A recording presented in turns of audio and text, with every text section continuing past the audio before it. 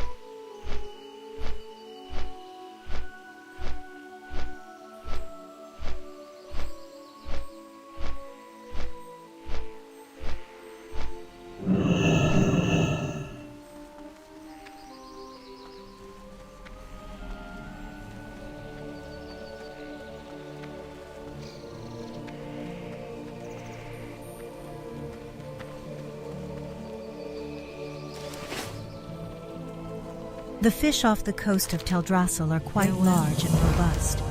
Rumors say it is the speedy growth of our New World tree that is the cause. This is very interesting. The fish here are large, but I didn't think the difference in bounties between here and the mainland was so great. There must be a reason for this. Well, thank you, adventurer. I will discuss with the villagers the news you brought. Perhaps one day we will find the root of this oddity, but until then we shall reap its benefits.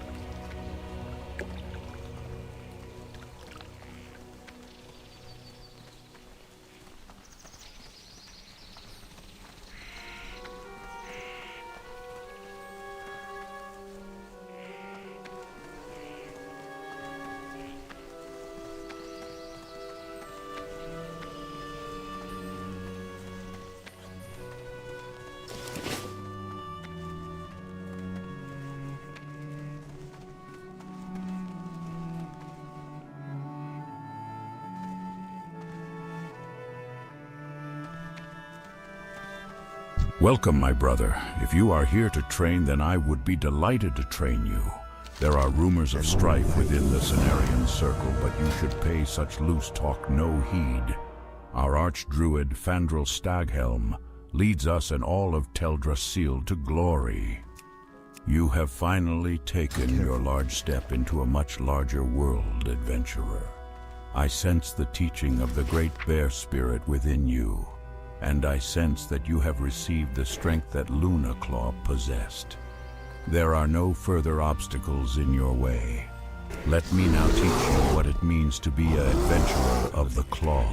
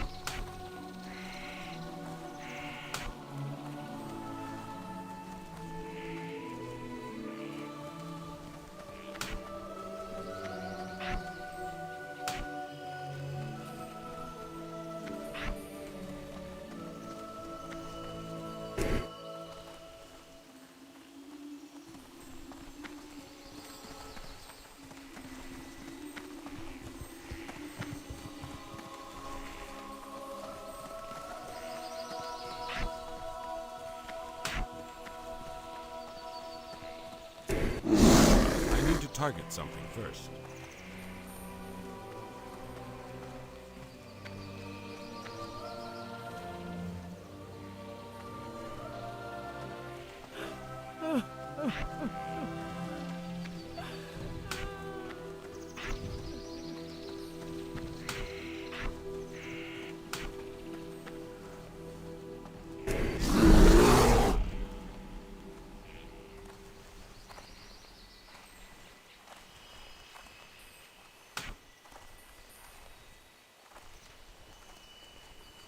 I don't have a target.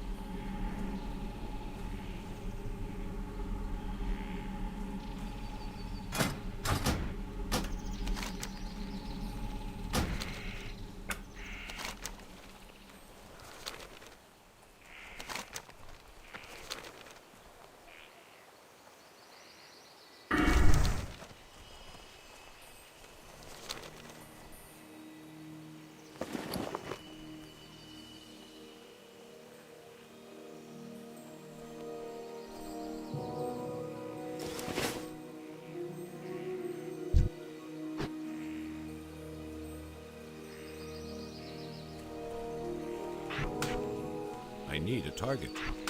Need more rage. Not enough rage. Need more rage. I don't have a target. Not enough rage.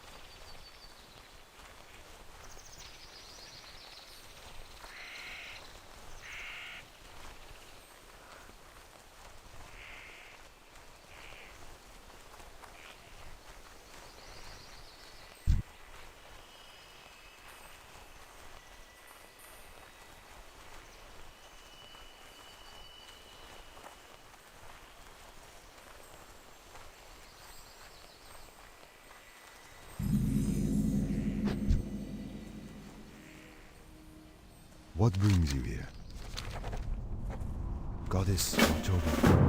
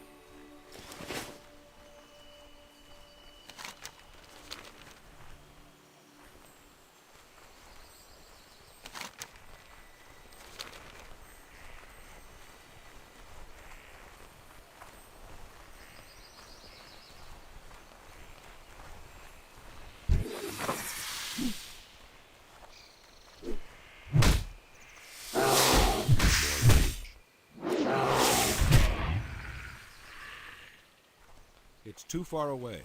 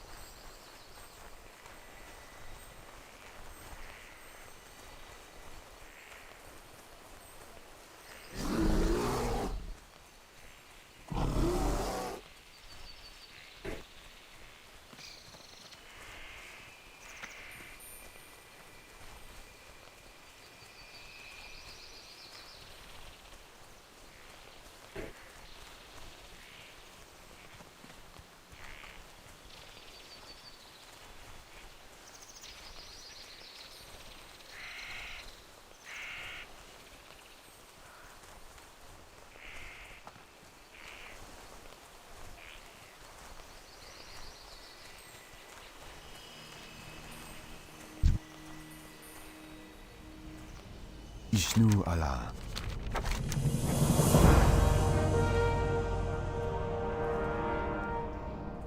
May the stars guide you.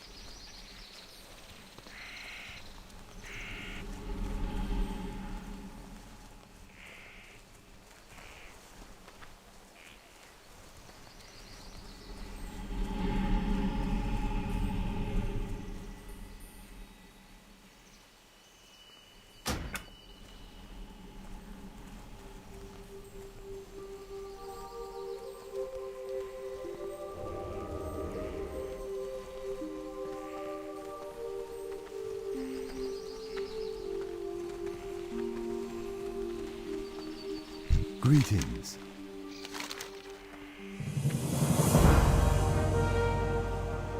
Good luck, friend.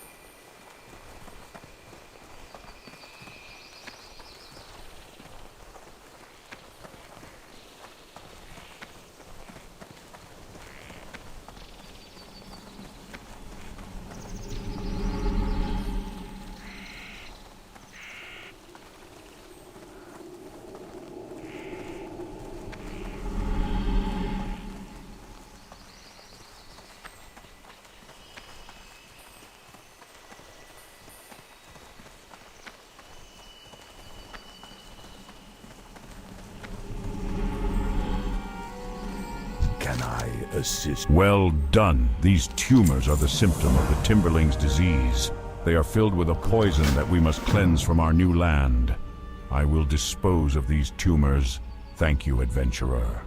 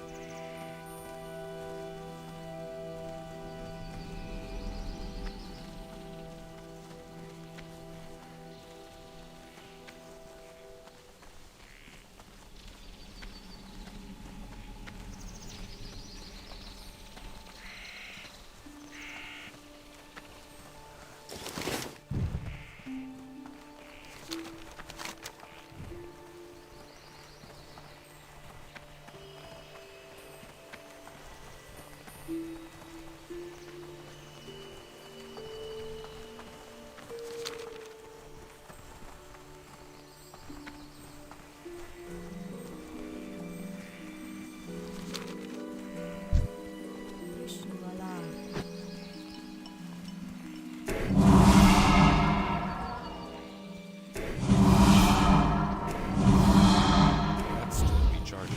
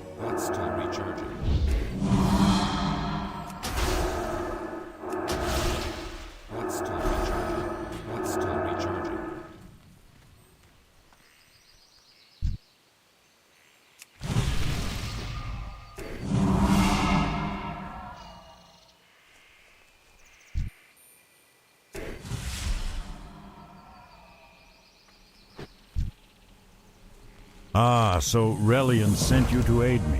I'm glad you arrived here so soon. I've discovered something quite disturbing. In a cave along the southern bank of the lake, a timberling named Oakenscowl is spreading corruption to all the creatures that make Lake Alameth their home. I dared not get too close, but even from a distance it is obvious. Oakenscowl is being poisoned by the largest tumor I have ever seen.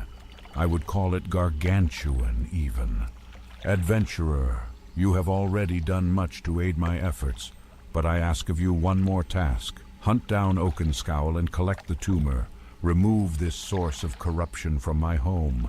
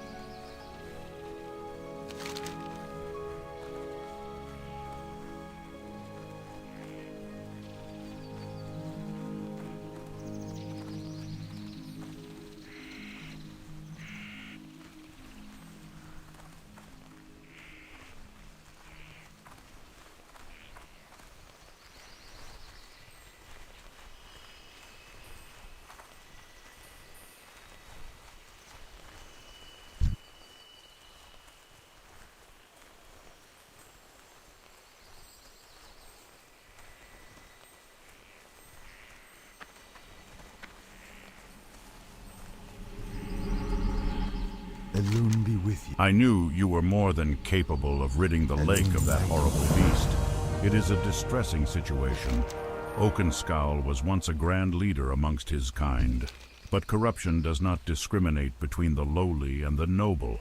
The size of this tumor is quite disturbing, but I must study it to learn more about the disease that upsets the timberling population. Thank you, adventurer.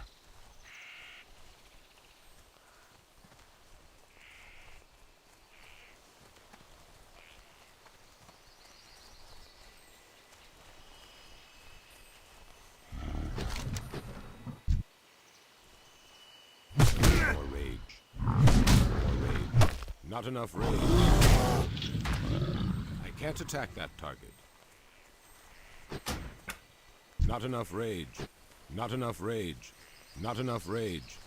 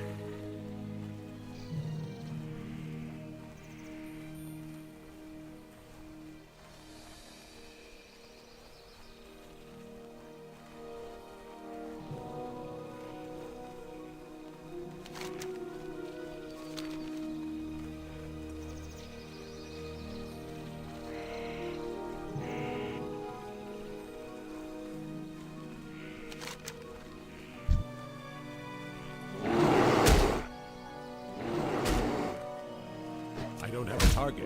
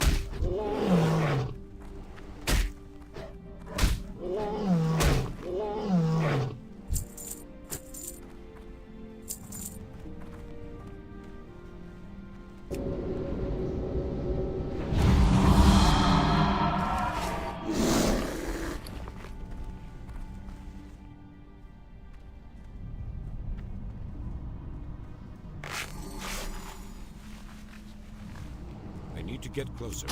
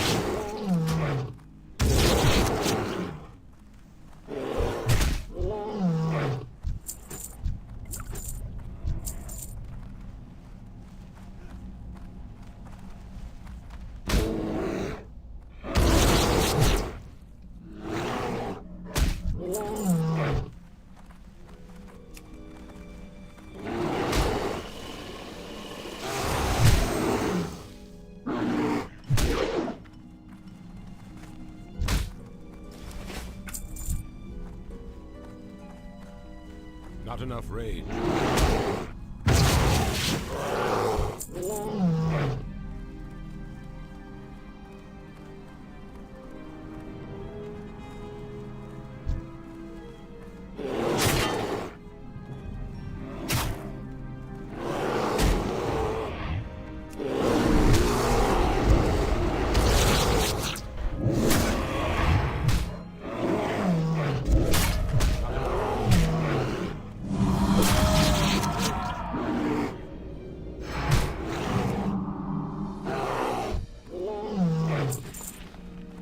The Gnarlpine shaman that inhabit this place have discovered a way of separating a sleeping druid spirit from the physical body. The Furbolg have animated my physical form and are using it to attack anyone that attempts to explore the Banathil Barrow Den.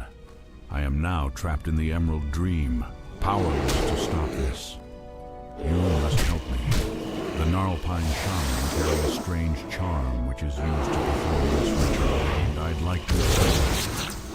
Please, adventurer, bring one to me.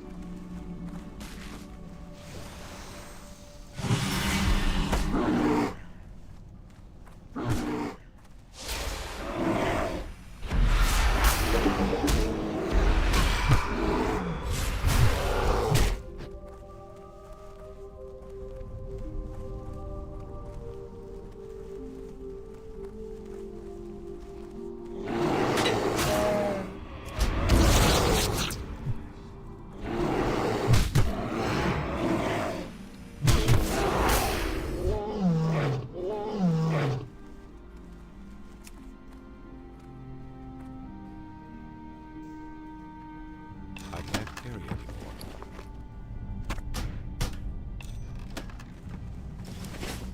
Inventory is full.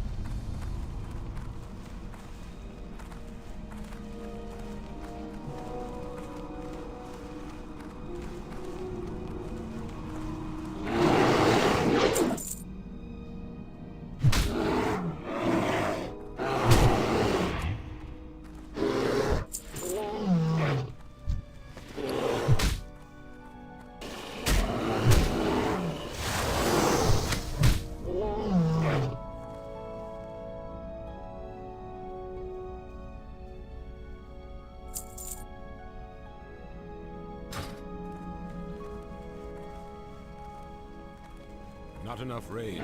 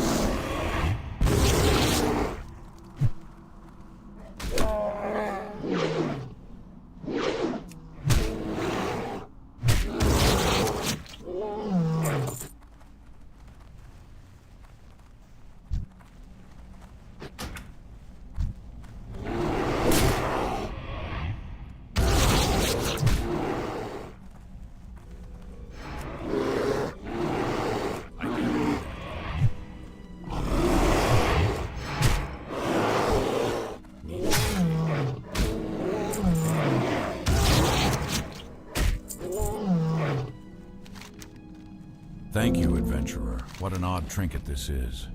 I can sense the vile aura emanating from it. This is a very powerful enchantment.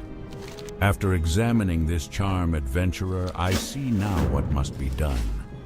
Please take it and do as I ask. You are to explore the deepest areas of the Banethil Barrow Den. There you will find my soulless body.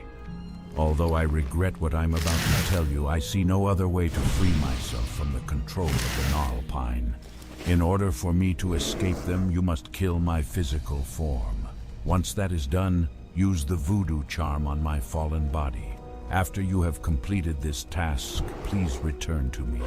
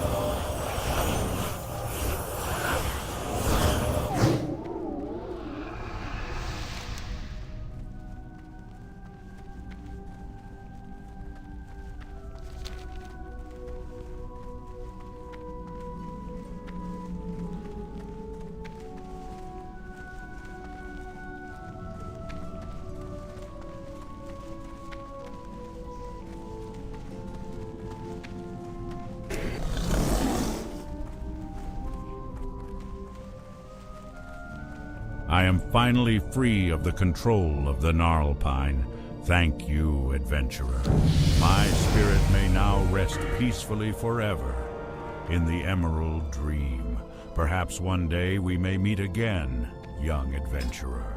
But for now, please accept this reward as a symbol of my gratitude.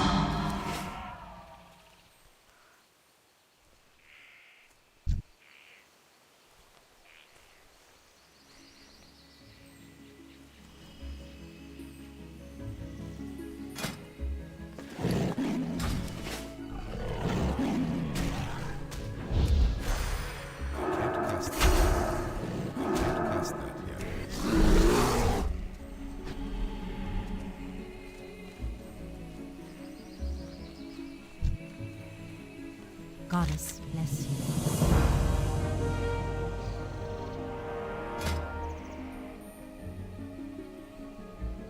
Inventory is full. I am honored. Asha Selah.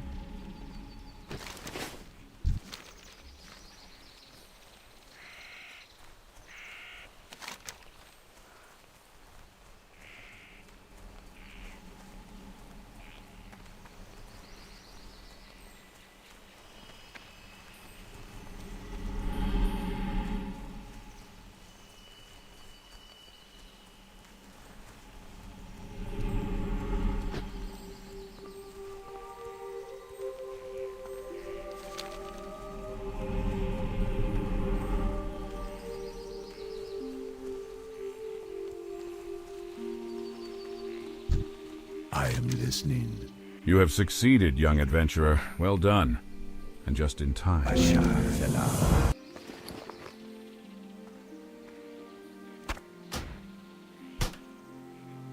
Now the time has come to save the druids of the Talon.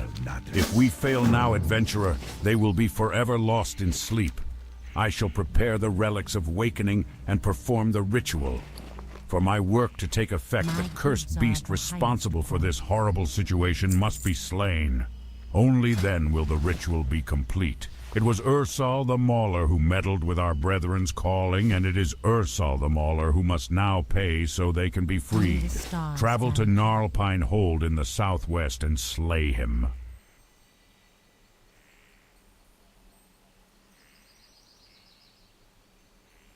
The loon be with you.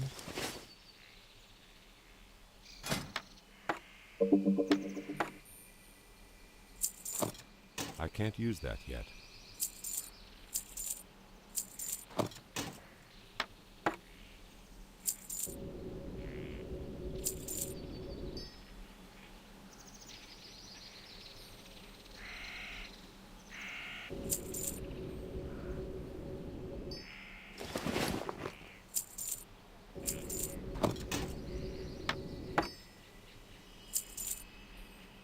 The loon light your path.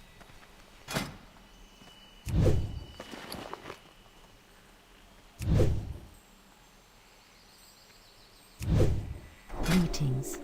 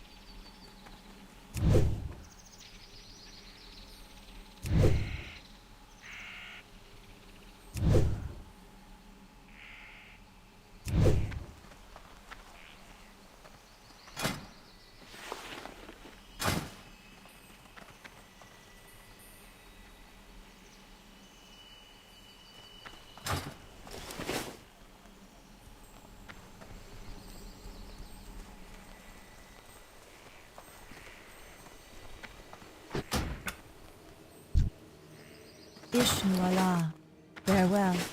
I can train you in first aid techniques.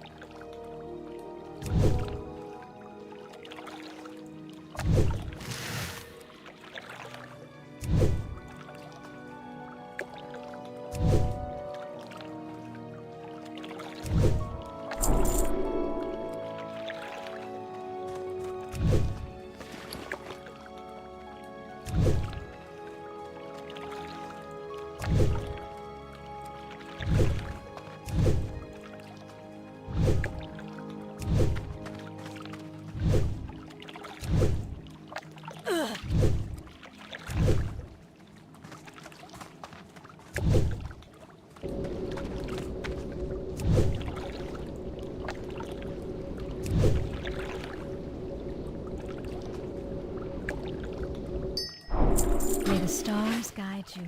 What brings you here?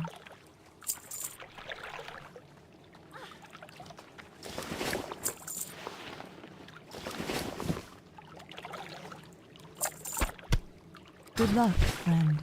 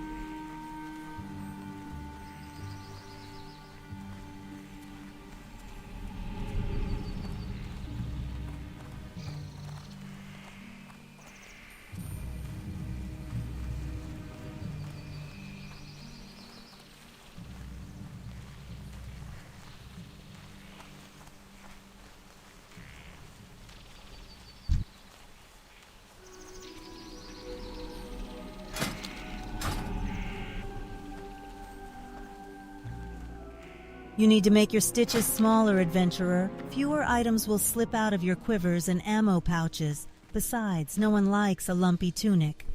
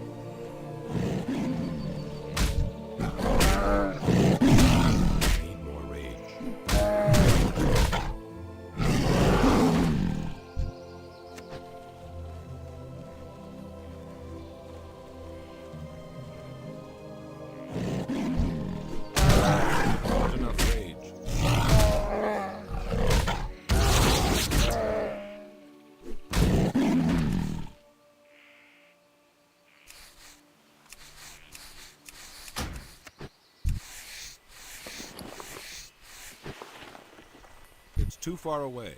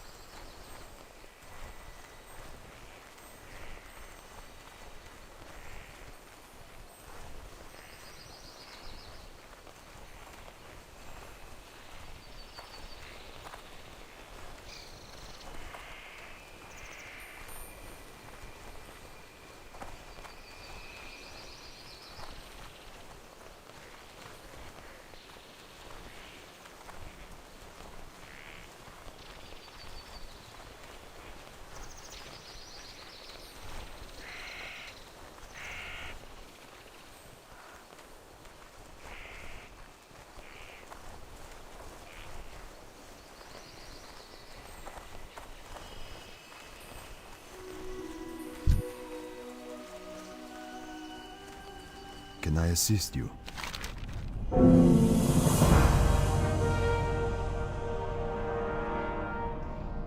May the stars guide you.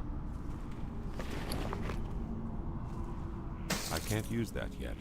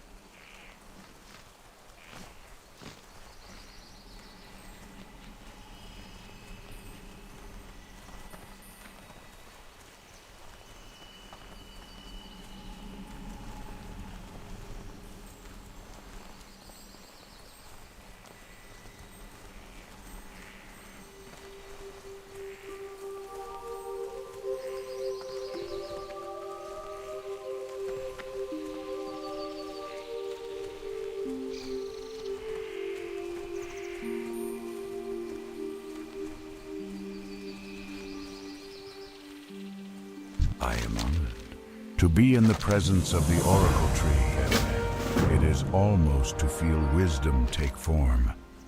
Let me continue the telling. With Teldrassil grown, the Archdruid approached the dragons for their blessings, as the dragons had placed upon Nordrassil in ancient times. But Nosdormu, Lord of Time, refused to give his My blessing, goods are of the highest chiding the druid for his arrogance. In agreement with Nosdormu, Alexstrasza also refused Staghelm, and without her blessing, Teldrassil's growth has been flawed and unpredictable. Goddess. Without the blessings of Alexstrasza the Lifebinder and Nosdormu the Timeless, Teldrassil's growth has not been without flaw. Strange beasts have been reported arising from the very ground of the tree, and crazed furbolgs attack passing travelers. I can only hope that the solution the Archdruid is looking for will be found quickly. I will pour all the files you brought into this vessel for you to deliver to Darnassus. Bring it to Fandral Staghelm. You will find him in the Druid Grove.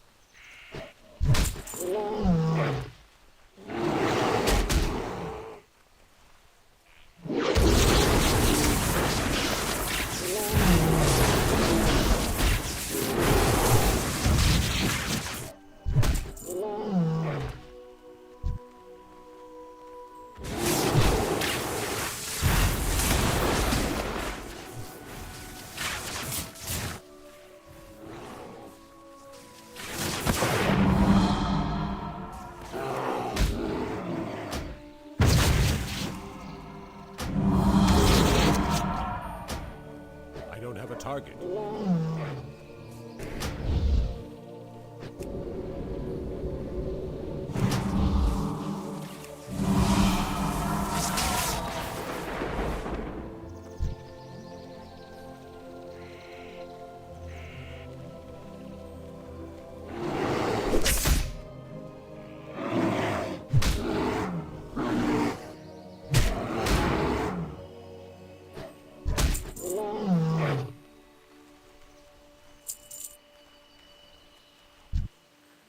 I'm out of range.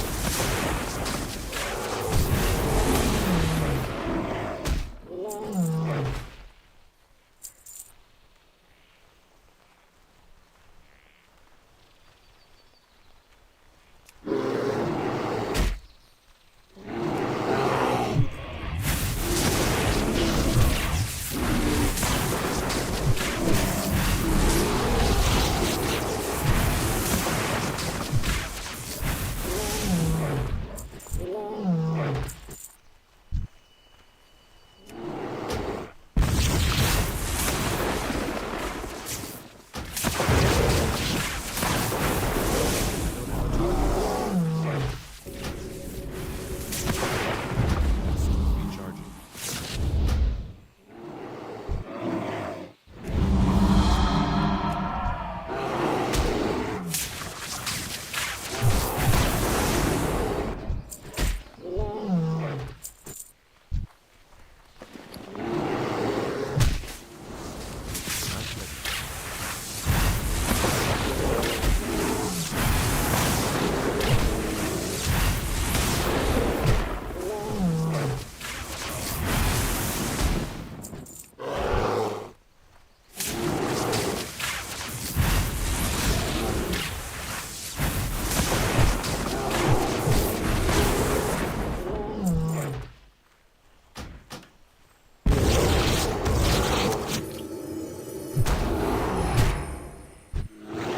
Can't attack that. More range.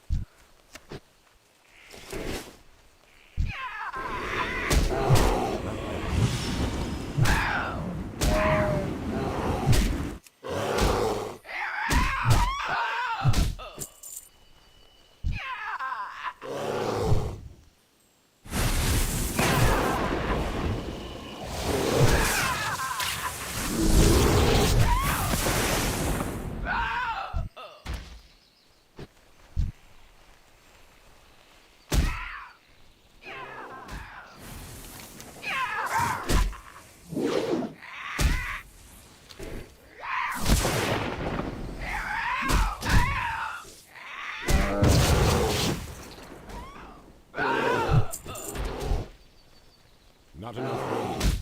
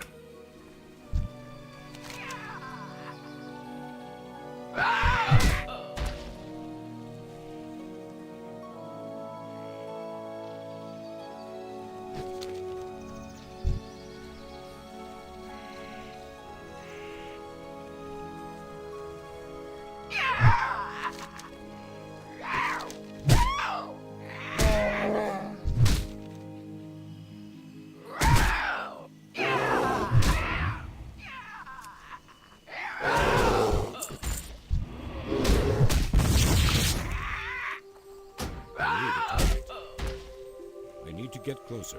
I need to get closer. Inventory is full. It's too far away.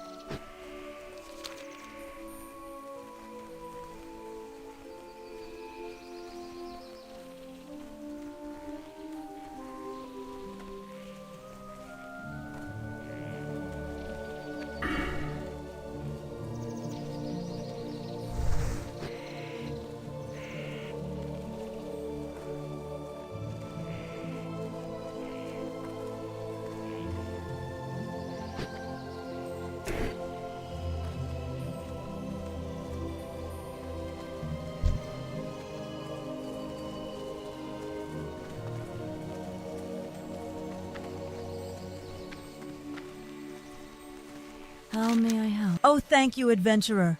I feared I would never see Mist again, knowing only her death in my heart, never to be united with my faithful companion. I owe you more than you can know, and you have my eternal gratitude. I am impressed by what you have accomplished here in so short a time, adventurer. Can't use that yet. Would that I could ask you to remain here to assist me with my duties, but I know in my heart that greater tasks lie ahead for you. I have noticed the oracle tree has just shed a piece of its bark. No doubt it has a task that it wishes completed. You should speak with it.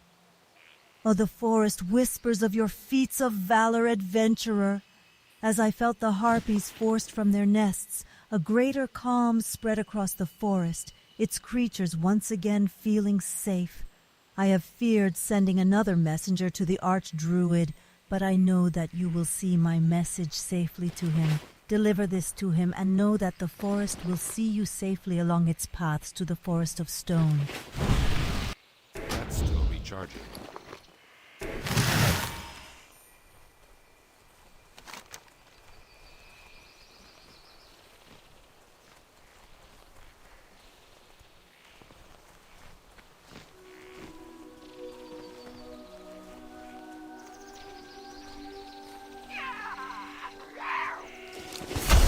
That spell isn't ready yet.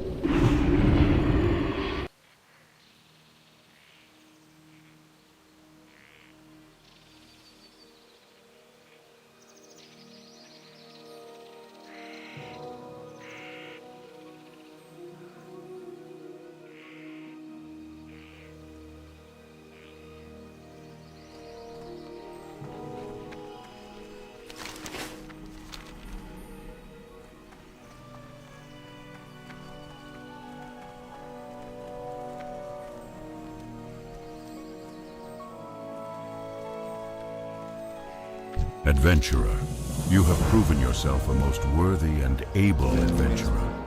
A person who follows the path of honor as sure as you do is certain to find great glory in this world. May the forest spirits protect you wherever your travels may take you.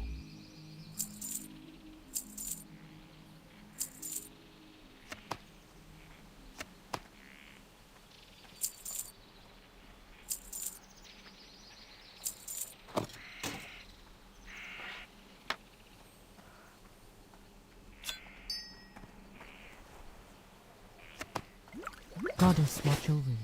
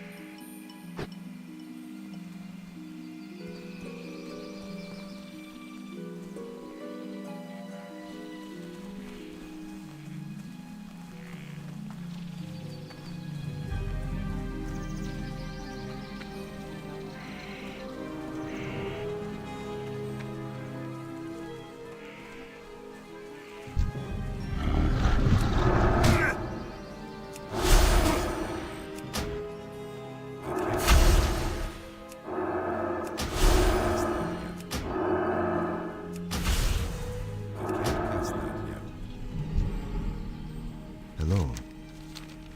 You found this on Teldrassil? Intriguing. This fruit is exotic. Perhaps its seeds were brought here from far off, perhaps even as far as Azeroth. And there's something about this fruit. It seems to have reacted very strangely with the soil of Teldrassil. Thank you, adventurer. Now, if you'll excuse me, I must study this further.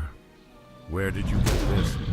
I haven't seen a plant like this since a sojourn I made to the Swamp of Sorrows, decades ago. It's amazing that a specimen made its way to Teldrassil, and it's grown to such a size. Thank you, adventurer. Forgive my shortness of words, but there is a test I would like to perform on this frond. Too far away.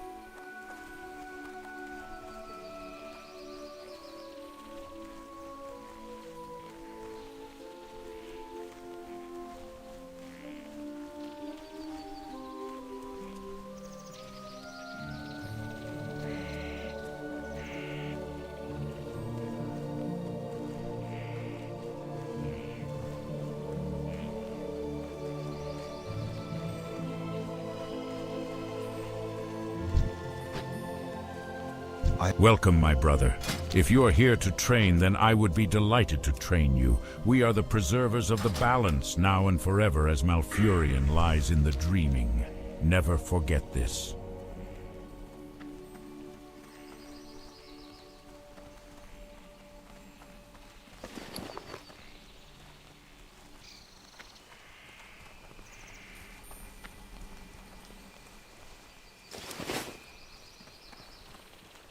Adventurer, you have proven yourself a most worthy and able adventurer. A person who follows the path of honor as sure as you do is certain to find great glory in this world. May the forest spirits protect you wherever your travels may take you.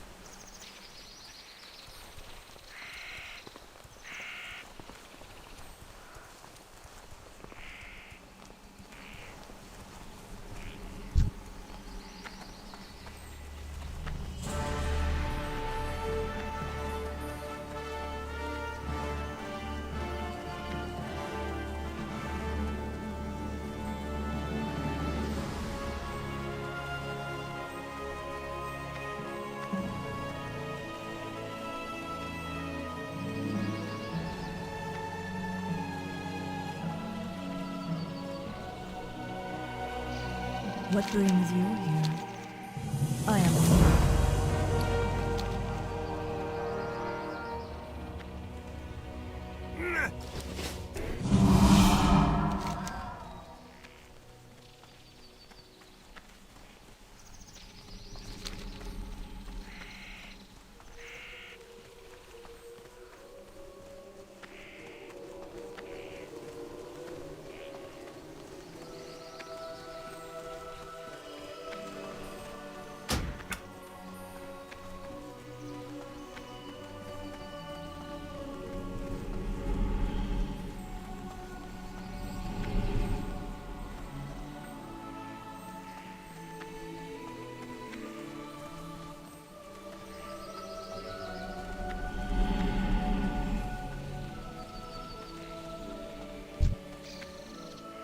Hail, friend. A moment of your time, if I may. We have endured much in our trials and tribulations in establishing Teldrassil. Were the constant strife of the times not enough, we now find ourselves in a dire shortage of cloth. If you have the materials to spare, I ask that you please donate them. You certainly would earn the gratitude of night elves everywhere in helping us out. The grass is soft and lush. The air is fresh, full of light and song. Everything I've seen suggests that Teldrassil is a dream come true. Why then is my heart full of foreboding?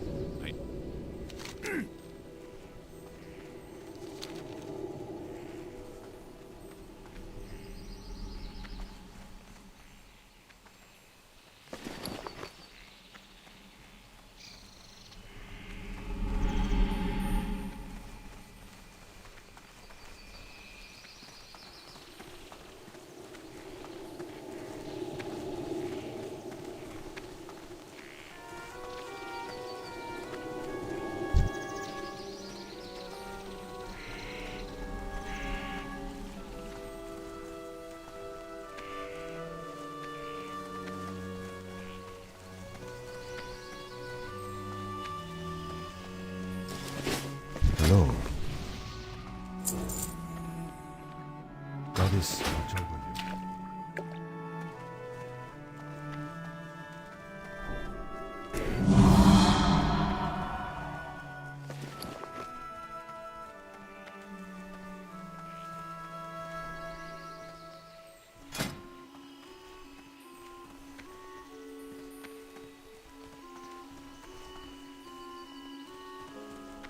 If you are here to waste my time, then you are wasting the time of the Cenarian Circle as a whole.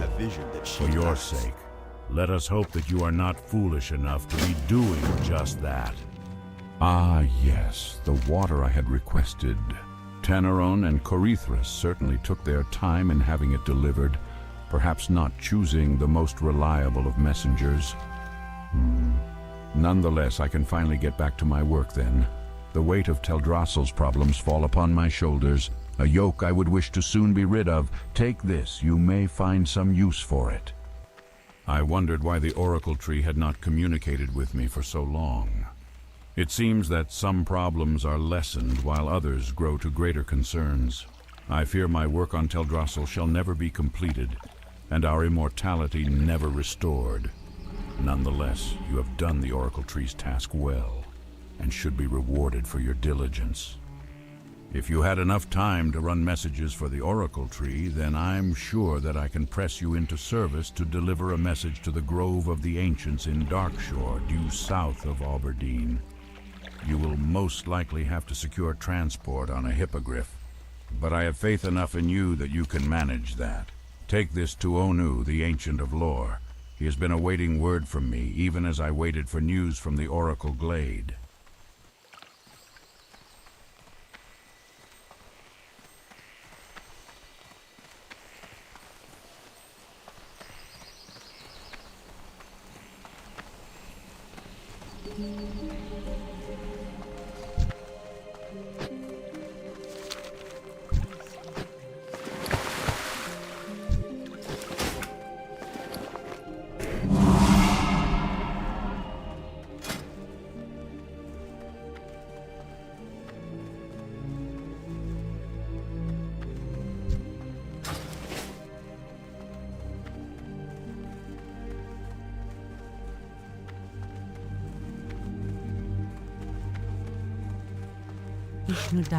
The forest mourns for Lady Sappho, but it was something that had to be done.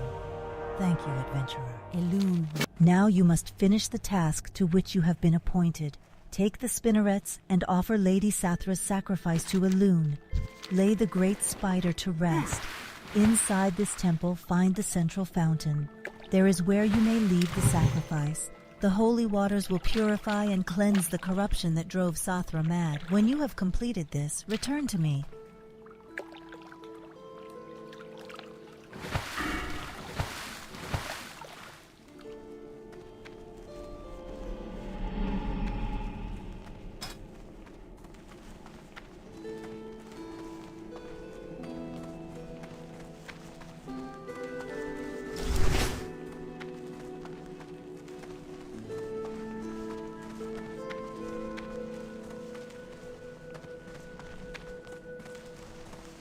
The loss of Lady Sathra is distressing. But in this way, only may she be reborn with a renewed spirit. May Elune willingly accept the sacrifice that you have offered her.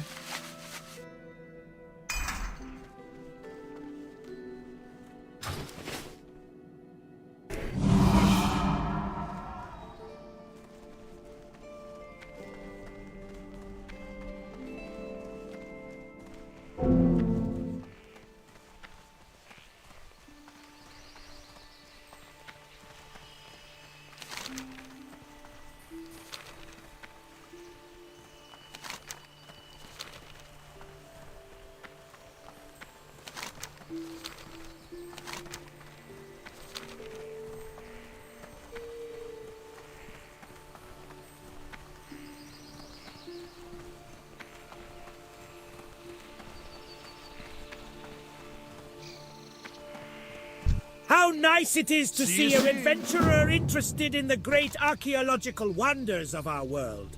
Oftentimes our work is dismissed as mere hobby by our friends in the Alliance. But what many fail to realize is that recent discoveries in Cosmodan have proven that a great and powerful force threatens all of Azeroth, from Lordaeron to Kalimdor. I am most worried about my crew that I sent to Darkshore. They haven't sent word in weeks. Travel to Orberdeen and look for a clue as to their whereabouts.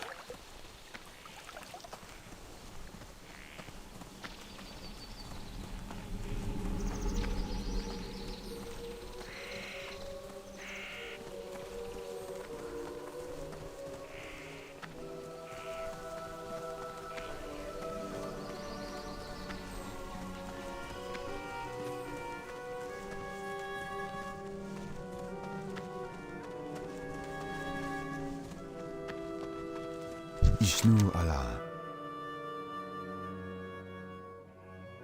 You're now ready to learn about poison and the power we as druids have over it, adventurer. Cenarius has blessed us with the ability to purge even the most foul of poisons with but a mere incantation. This gift is not to be taken lightly. And to ensure you learn this lesson, you'll work to address the effects of poisonings as a layman would.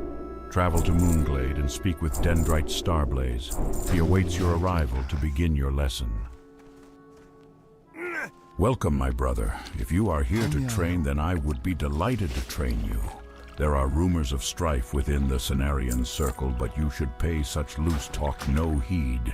Our archdruid, Fandral Staghelm, leads us and all of Teldrassil to glory.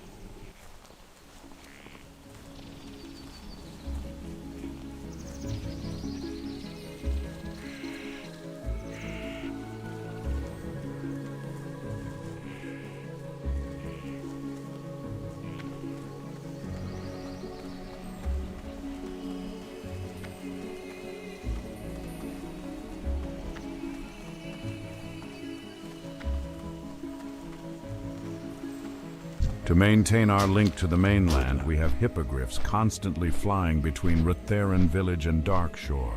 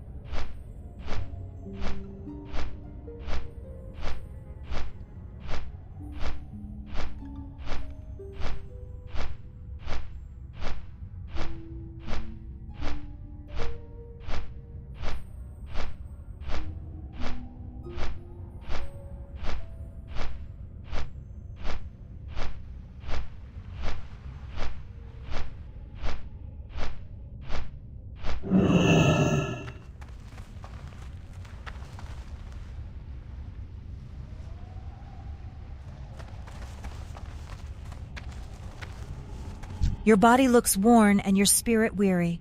May the Rest yourself stars beneath our guide roof and allow Elune to guide your dreams.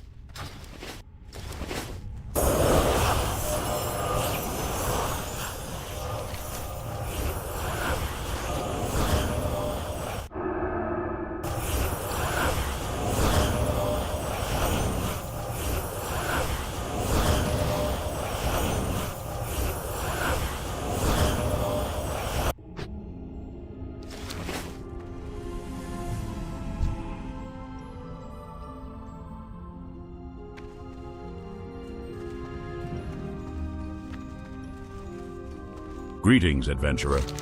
You are welcome in Nighthaven as well as all of Moonglade. The Cenarian Circle welcomes all beings who respect the authority and command of nature. While you are here, please be sure to preserve the balance in all things. Disturbances are not welcome here, and our wardens are trained to cease all hostilities without question. Greetings, young druid. I'm glad to see you ready and eager to learn about the curing of poisons. While most druids in the past were put through pre-planned trials, your work will involve no such thing. There has been a rash of animal poisonings in Oberdeen, and the village there has been unable to cure it. To that end, a representative there has asked Moonglade for aid, and we are sending you there to aid them. This is no exercise. The work you'll do is quite real. Bear this in mind. The Cliffspring Falls in Darkshore serves as the principal source of drinking water for the region, and now I suspect it is the principal source of the poison that is harming the local fauna. Deer, specifically. Use this sampler to draw some water from the mouth of the cave. Be careful, as dangerous Naga now reside in a cave by the falls. Once filled, deliver it to Alandaria Nightsong in Oberdeen. She is the one that requested our aid, and you will work with her to address this malady.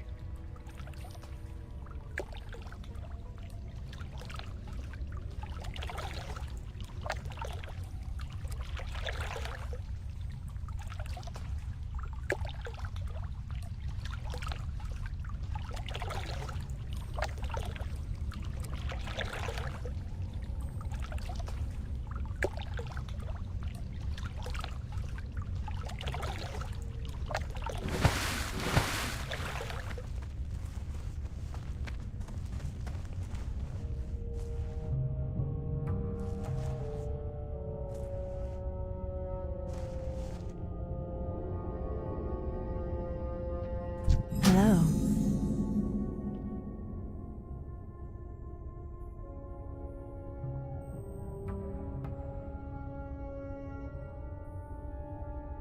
Farewell.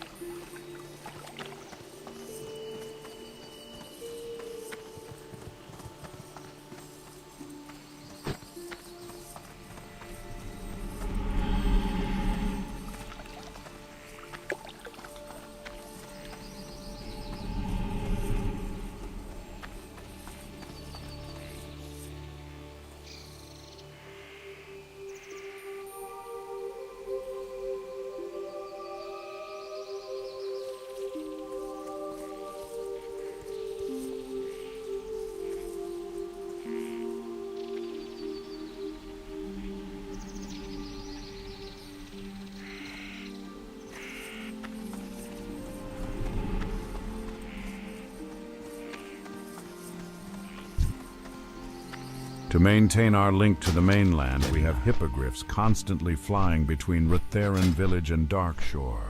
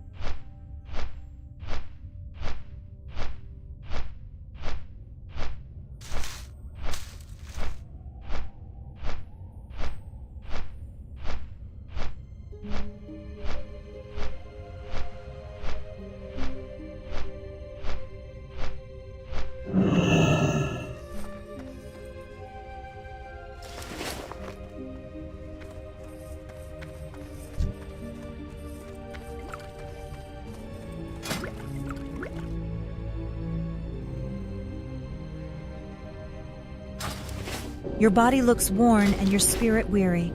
Rest yourself beneath our roof and allow Elune to guide your dreams.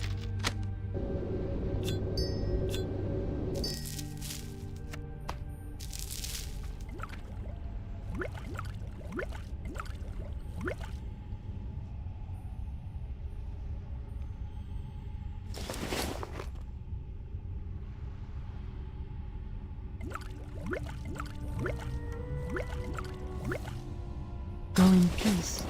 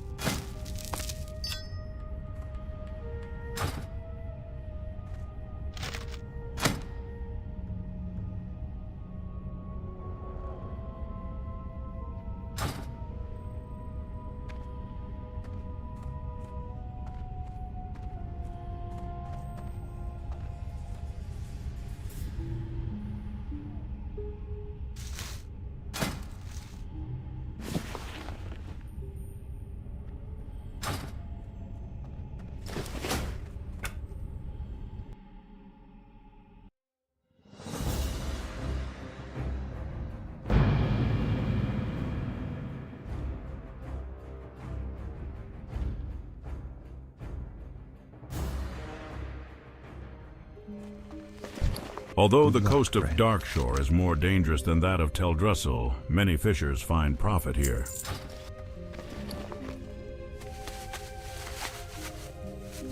Hello. Be careful. Your body looks worn and your spirit weary. Rest yourself beneath our roof and allow Elune to guide your dreams.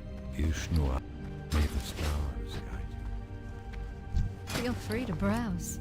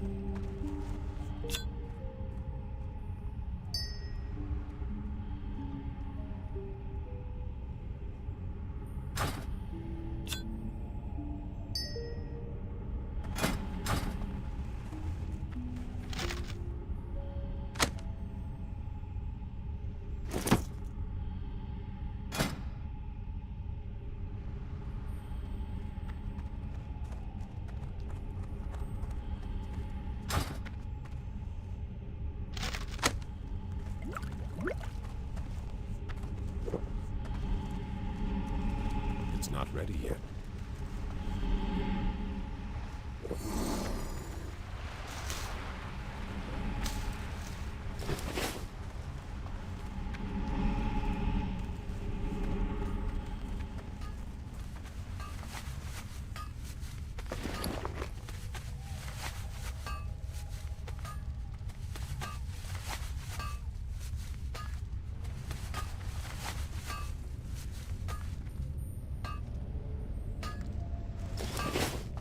What can I get for you today?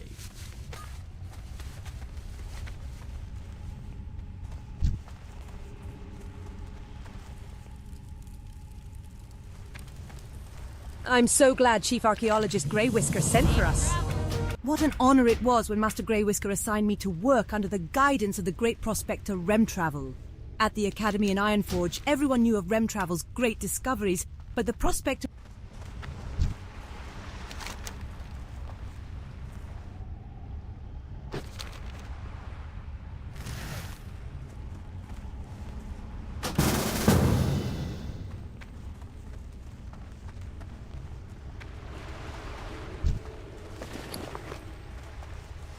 Ishnu Allah.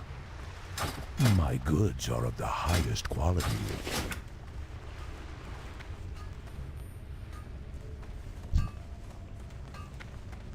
Peace be with you. Ishnu Daldie.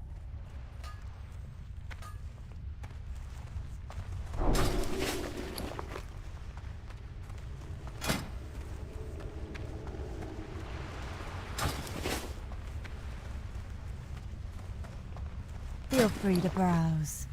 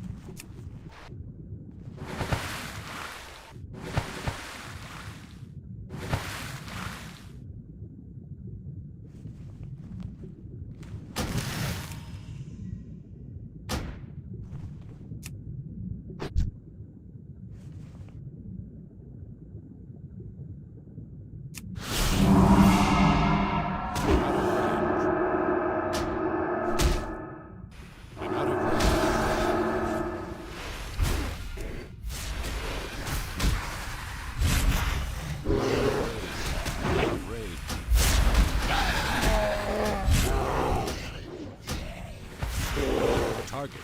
I need a target. I don't have a target.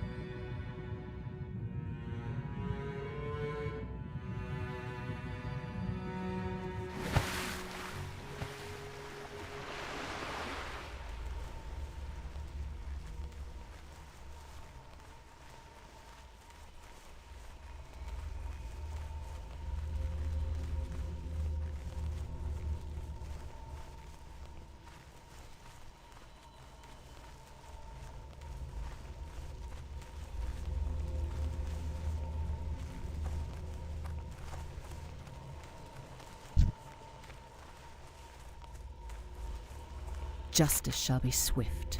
Moro Thore Hathor.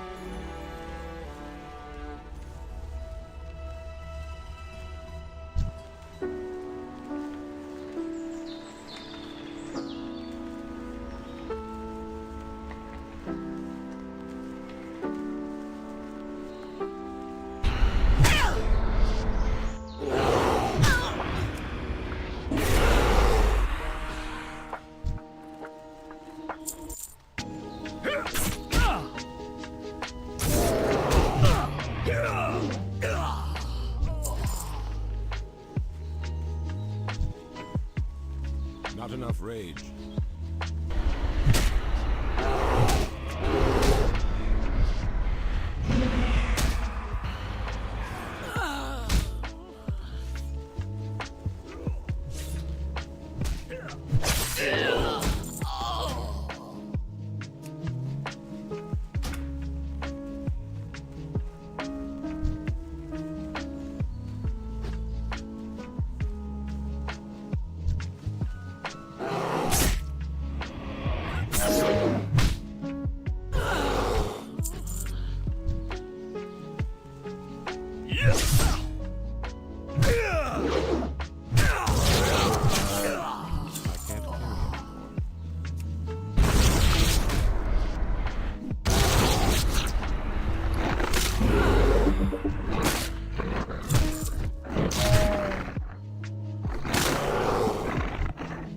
Inventory is full.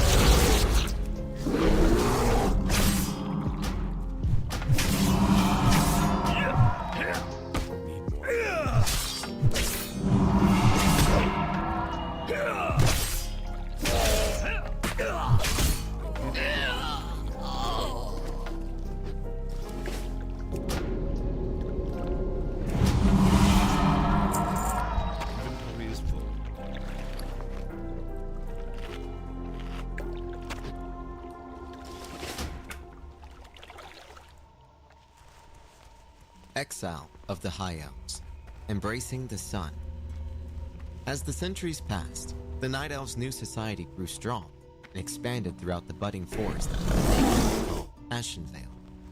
Many of the creatures and species that were abundant before the sun, such as furbolgs and quilters, reappeared in Under the Druids' benevolent leadership, the Night Elves enjoyed an era of unprecedented peace and tranquility under the stars. However, many of the original Highborn survivors grew restless. Like Illidan before them, they fell victim to the withdrawal that came from the loss of their coveted magics. They were tempted to tap the energies of the Well of Eternity and exult in their magical practices. Dathramar, the brash, outspoken leader of the Highborn, began to mock the Druids publicly, calling them cowards for refusing to wield the magic that he said was theirs by right. Malfurion and the Druids dismissed Dathramar's arguments and warned the Highborn that any use of magic would be punishable by death. In an insolent and ill-fated attempt to convince the Druids to recede their law, Dathramar and his followers unleashed a terrible magical storm upon Ashenvale. The Druids could not bring themselves to put any of their kin to death, so they decided to exile the reckless Highborn from their lands. Dathramar and his followers, glad to be rid of their conservative cousins at last, boarded a number of specially crafted ships and set sail upon the seas. Though none of them knew what awaited them beyond the waters of the raging maelstrom, they were eager to establish their own homeland, where they could practice their coveted magics with impunity. The Highborn, or Queldore, as Ashada had named them in ages past, would eventually set shore upon the eastern land men would call Lordaeron.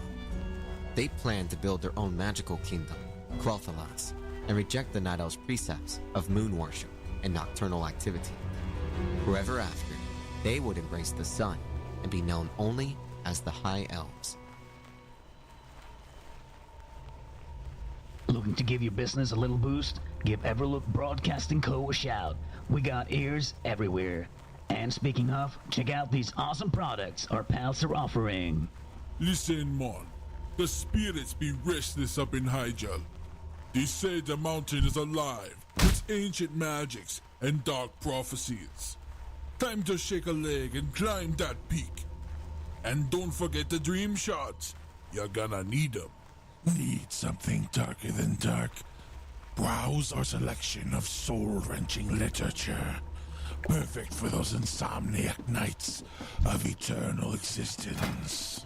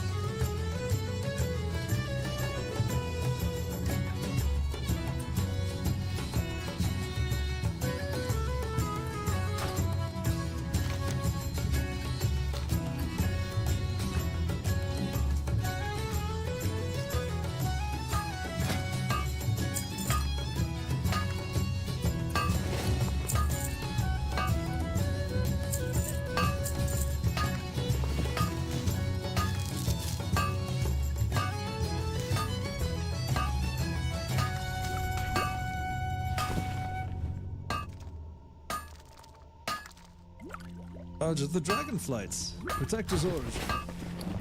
Satisfied that the small world had been ordered and the work was done, the Titans prepared to leave Azeroth.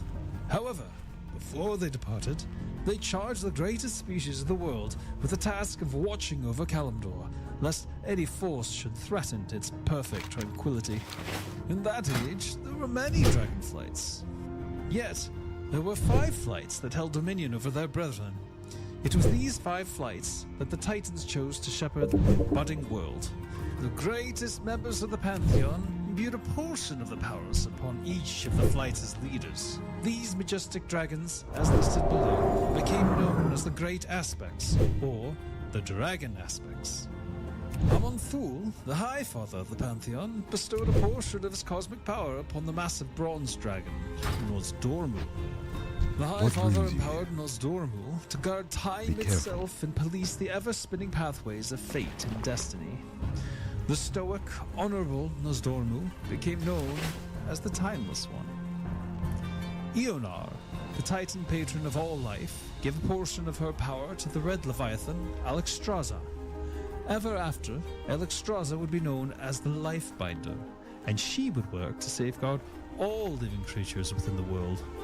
Due to her supreme wisdom and limitless compassion for all living things, Alexstrasza was crowned the Dragon Queen and given dominion over her kind.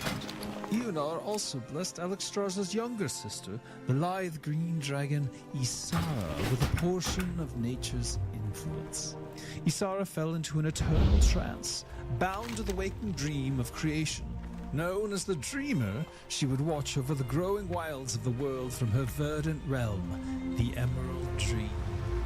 Norganon, the Titan lore keeper and master magician, granted the blue dragon Malagos a portion of his vast power. From then on, Malagos would be known as the Spellweaver, the guardian of magic and hidden arcana. Khaz'goroth, the Titan Shaper and Forger of the World, bestowed some of his vast power upon the mighty black worm Neltharion. The great-hearted Neltharion, known afterwards as the Earth Warder, was given dominion over the earth and the deep places of the world. He embodied the strength of the world and served as Alexstrasza's greatest supporter. Thus empowered, the 5 aspects were charged with the world's defense in the Titans' absence. With the dragons prepared to safeguard their creation, the Titans left Azeroth behind forever. Unfortunately, it was only a matter of time before Sargeras learned of the newborn world's existence. Hey folks, Zappo here, transmitting from, well, somewhere safer. Ever been to the Plaguelands? West or east, pick your poison. Figured with real estate prices booming elsewhere, there'd be a killing to make here. Pun intended. Scenic views of the haunting past was my tagline. I even threw in free anti-zombie kits, sold the plot to an adventurer, but he returned it when I realized haunting past wasn't metaphorical. Good thing I kept the deposit.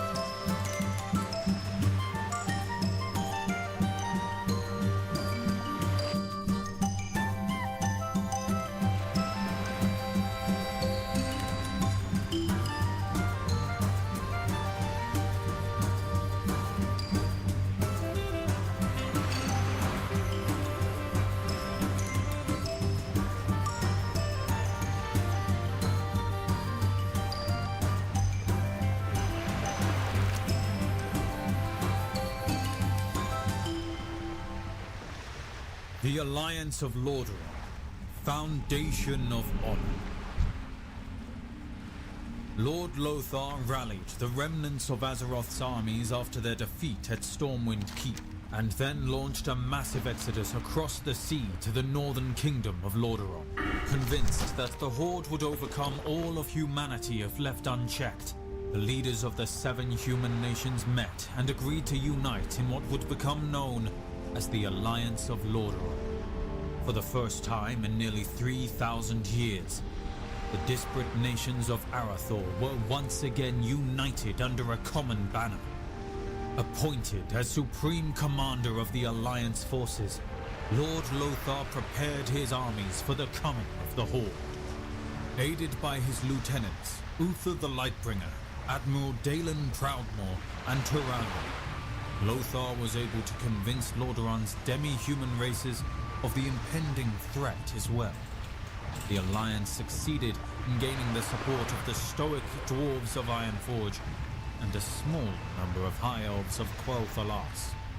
The Elves, led at that time by Anasterian Sunstrider, were largely uninterested in the coming conflict.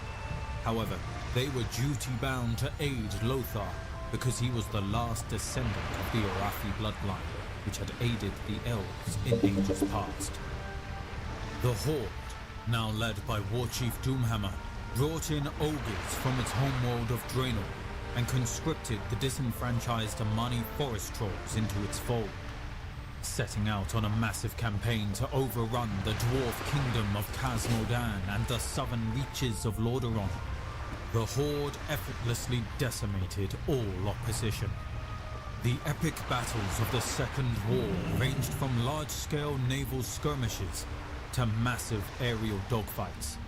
Somehow, the Horde had unearthed a powerful artifact known as the Demon Soul and used it to enslave the ancient Dragon Queen Alexstrasza. Threatening to destroy her precious eggs, the Horde forced Alexstrasza to send her grown children to war. The noble Red Dragons were forced to fight for the Horde, and fight they did. The war raged across the continents of Khaz-Modan, Lordaeron, and Azeroth itself. As part of its northern campaign, the Horde succeeded in burning down the borderlands of Quel'Thalas, thereby ensuring the Elves' final commitment to the Alliance cause. The greatest cities and townships of Lordaeron were razed and devastated by the conflict. Despite the absence of reinforcements and overwhelming odds, Lothar and his allies succeeded in holding their enemies at bay. However, during the final days of the Second War, as the Horde's victory over the Alliance seemed almost assured, a terrible feud erupted between the two most powerful orcs on Azeroth. As Doomhammer prepared his final assault against the capital city of Lordaeron, an assault that would have crushed the last remnants of the Alliance, Gul'dan and his followers abandoned their posts and set out to sea. The bewildered Doomhammer, having lost nearly half of his standing forces to Gul'dan's treachery, was forced to pull back and forsake his greatest chance at victory over the Alliance. The power-hungry Gul'dan, obsessed with obtaining godhood itself, set out on a desperate search for the undersea tomb of Sargeras that he believed held the secrets of ultimate power. Having already doomed his fellow orcs to become the slaves of the Burning Legion, Gul'dan thought nothing of his supposed duty to Doomhammer. Backed by the Storm Reaver and Twilight's Hammer clans, Gul'dan succeeded in raising the tomb of Sargeras from the sea floor. However, when he opened the ancient flooded vault, he found only crazed demons awaiting him.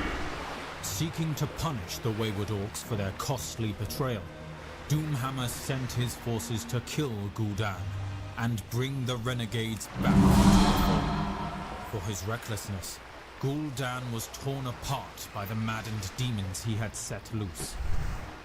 With their leader dead, the renegade clans quickly fell before Doomhammer's enraged legions.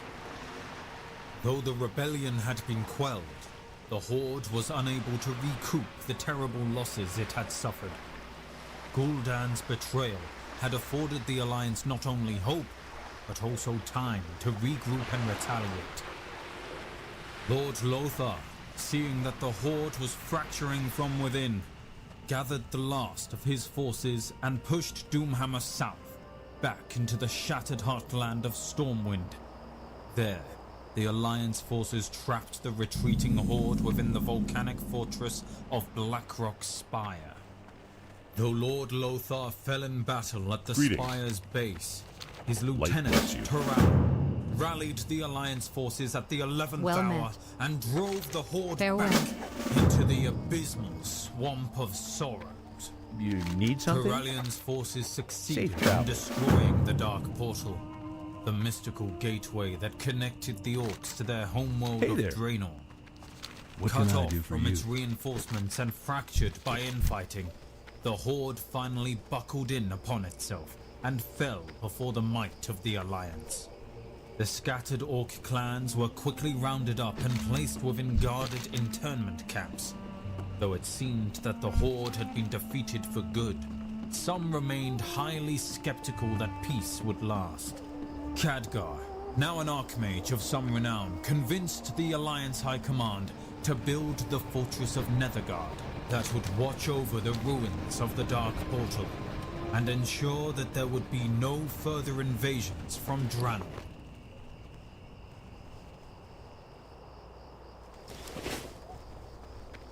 Ladies, gents, and goblins, it's advertisement o'clock. Ever wondered how to get your stuff heard by folks who probably want to buy it? Everlook Broadcasting Co. is here for you. Now, let's get to the good stuff. The products you never knew you needed. Listen up, warriors of the Horde. The Axe-Grinder's Forge is where real weapons are born. Feel the heat, smell the sweat, and taste the power as our blacksmiths craft weapons worthy of a true orc. Swing them with pride on the battlefield, and know the satisfaction of cutting through enemies like butter. Need something darker than dark? Browse our selection of soul-wrenching literature. Perfect for those insomniac nights of eternal existence. I need a target. Hey there, brave warriors of Azeroth. I don't Ever have a find target. yourself fighting in Alterac Valley with a parched throat? I don't have a target. Our Alterac snow cones are the perfect refreshment, made from fresh fallen snow. Flavor options include Frostwolf Blood and Stormpike Tears. So come on down to Alterac Snow Blood and Tears and get yourself a frosty cold one today.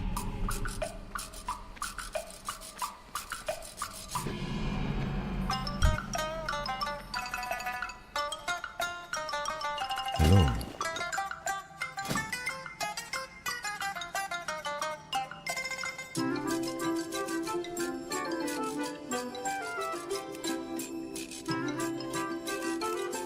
Till next we meet, I am honored. Be careful. Need help? What brings you here? Hello.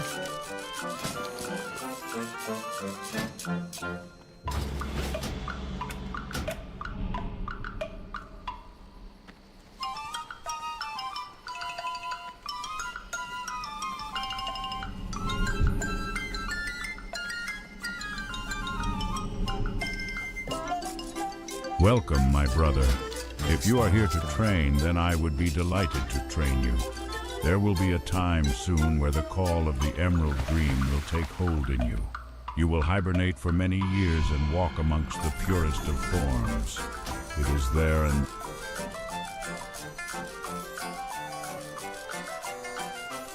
Ishnu Allah. Good luck.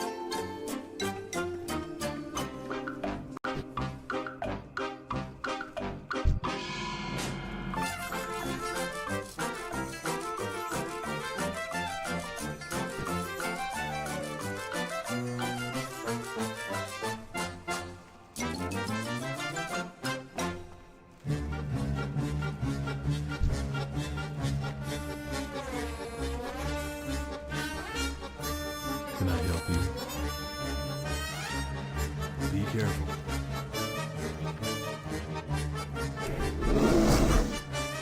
I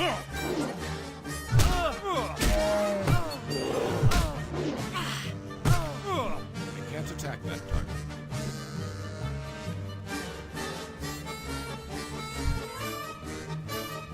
Take my advice, don't sit close to the shadows.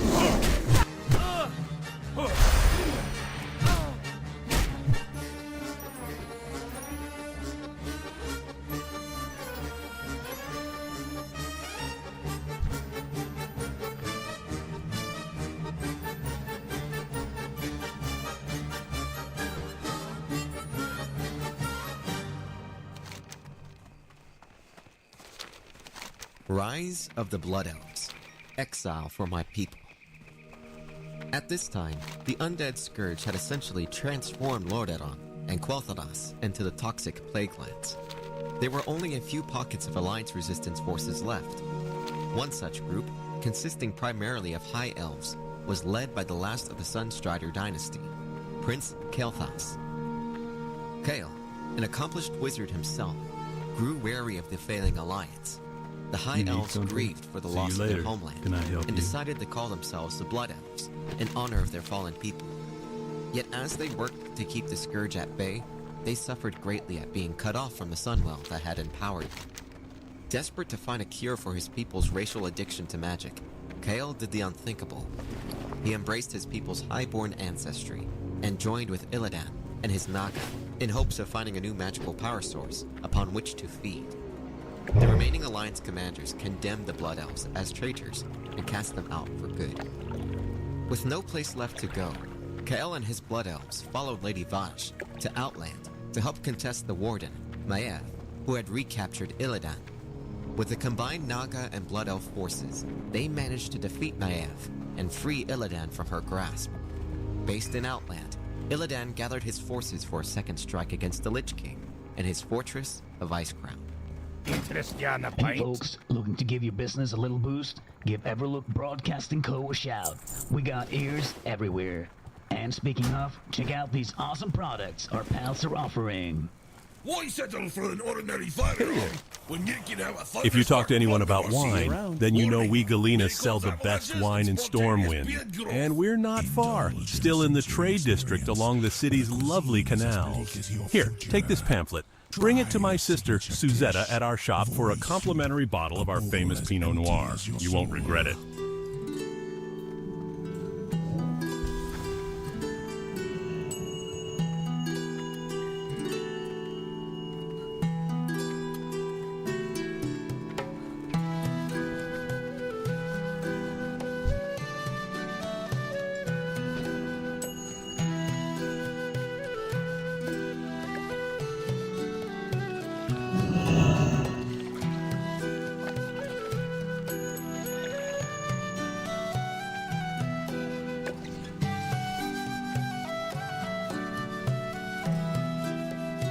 We are the only supplier of healthy flowers in all of Stormwind. We provide beautiful blooms for any occasion. Open for business. We're the only supplier of healthy flowers in all of Stormwind. We provide beautiful blooms for any occasion.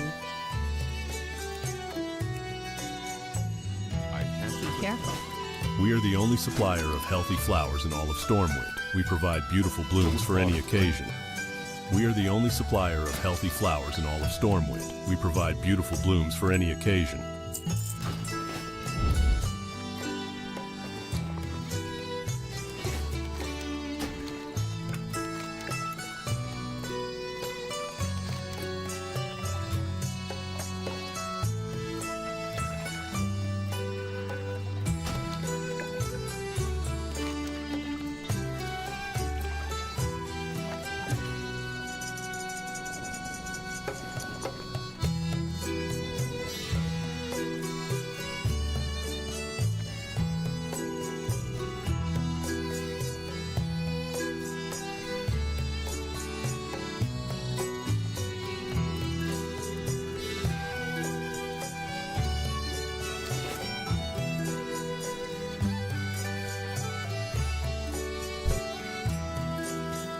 Light be with you. For the Alliance.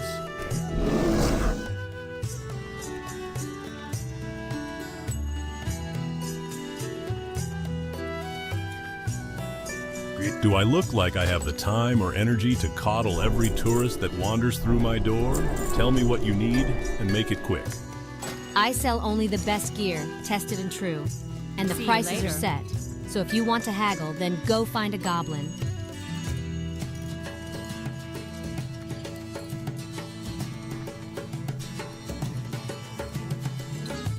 Well met. Farewell.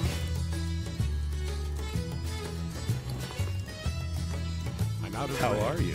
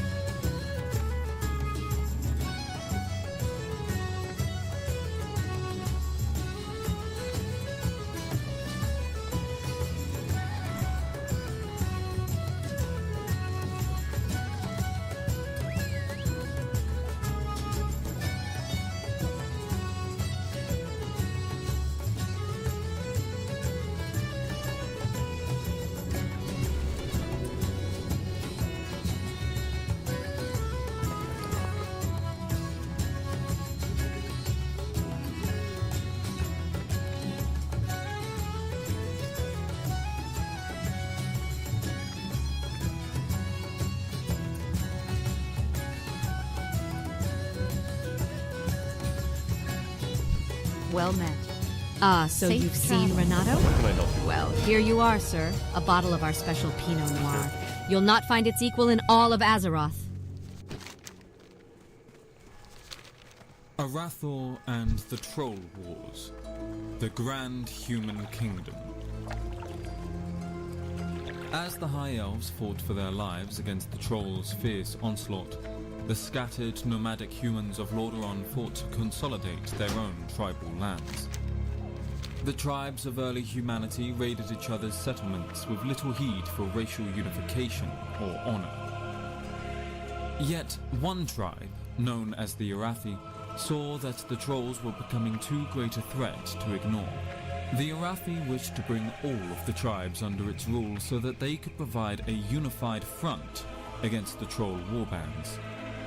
Over the course of 6 years, the cunning Arathi outmaneuvered and outfought the rival tribes. After every victory, the Arathi offered peace and equality to the conquered people. Thus, they won the loyalty of those they had beaten.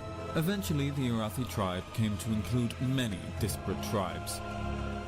And the ranks of I its sell army only the vast. finest arcane Light gear, blessed made by the They held crafters their and own mages against here in the troll city of warbands or Stormwind. even the Go. reclusive elves Since the of fall of New Dalaran and the destruction of Arathi warlords Quel'Thalas, decided to wares of construct this a sort have mighty been hard to fortress come city in by. the southern regions But of Luke and Lordaeron. Cordell The and some of our city-state other named tradesmen Strahd have been doing a became the fine job capital of the filling our Arathi orders nation, with quality Arathor. merchandise.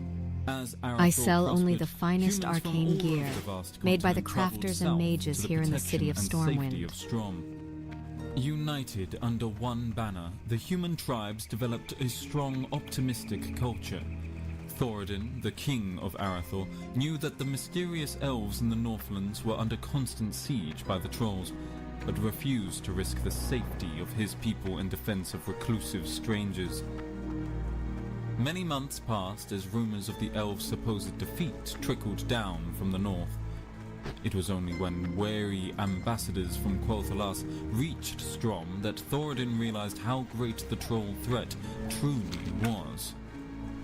The elves informed Thoradin that the troll armies were vast, and that once the trolls had destroyed Quel'Thalas, they would move on to attack the Southlands.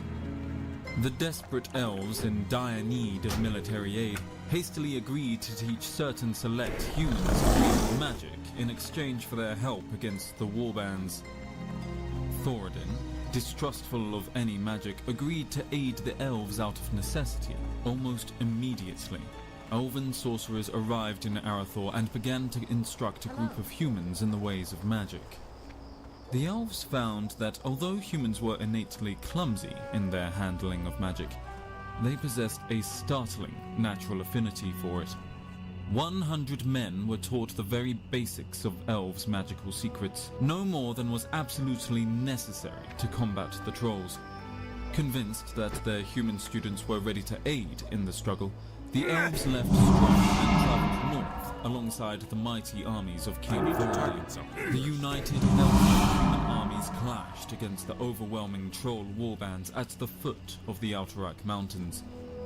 The battle lasted for many days, but the unflagging armies of Arathor never tired or gave an inch of ground before the troll onslaught. The elven lords deemed that the time had come to release the powers of their magic upon the enemy. The 100 human magi and a multitude of elven sorcerers called down the fury of the heavens and set the troll armies ablaze. The elemental fires prevented the trolls from regenerating their wounds and burned their tortured forms from the inside out. As the troll armies broke and attempted to flee, Thoradin's armies ran them down and slaughtered every last one of their soldiers. The trolls would never fully recover from their defeat, and history would never see the trolls rise as one nation again. Assured that Quel'Thalas was saved from destruction, the elves made a pledge of loyalty and friendship to the nation of Arathor and to the bloodline of its king Thoradin. Humans and elves would nurture peaceful relations for ages to come. See you later.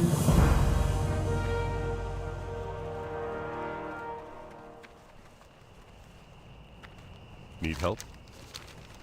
Hey there, groovy goblins and wild warlocks. This is your favorite goblin DJ, Zapple Sandblast, coming to you live from the heart of Azeroth, where the weather is as unpredictable as a gnome on a sugar rush. Let's dive right into the forecast. In Eastern Kingdoms, we got some seriously spicy weather brewing up. The barns are sizzling hotter than a fire mage's beard, so make sure to pack your sunscreen, made from crushed basilisk scales. And watch out for those pesky sandstorms in Tenaris. They'll turn you into a walking sand sculpture, faster than you can say, Loktarogar. Moving to Kalador, we got a real forest of Ashvale. The local druids have been partying a bit too hard with the spirits of nature. So, expect some wild rain dances and unpredictable showers of acorns. Don't forget your umbrellas, folks, because you don't want to end up looking like a confused Thorin caught in a sudden downpour.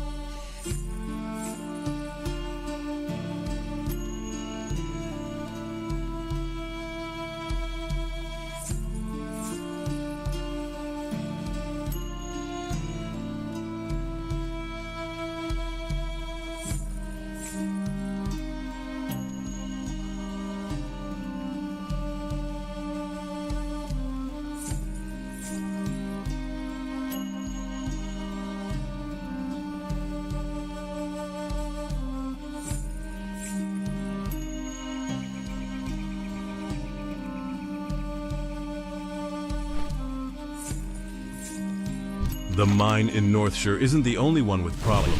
I have reports that the Fargo Deep mine in Elwyn has also become a haven for kobolds. Explore the mine and confirm these reports, then return to me. The mine is almost due south of Goldshire. What can I do for you?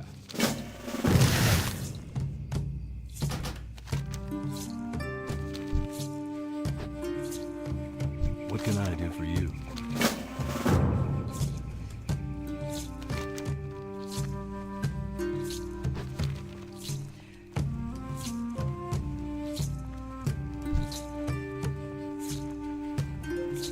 Hello. The kobolds in these parts sometimes carry gold dust on them. I could really use the stuff. Bring me a load of it and I'll give you the best price in town. Best price in town. You can find kobolds in the Fargo Deep mine to the south and around the Jasper Lode mine to the northeast. Adventurer, there's a new threat in Elwyn Forest. Murlocs are swimming up the streams of eastern Elwyn, scaring away fish and attacking gentlefolk. I warned Marshal Dugan. But he's more worried about the gnolls and the bandits. He's not convinced that the Murlocs are a danger. Please, adventurer, speak to Dugan and persuade him to send more troops to the east.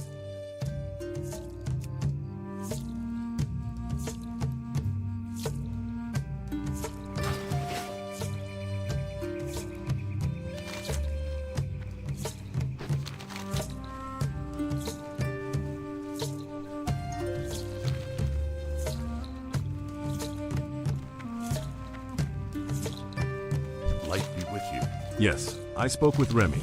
I respect him as a merchant, though all reports of Murlocs to the east have been sketchy at best.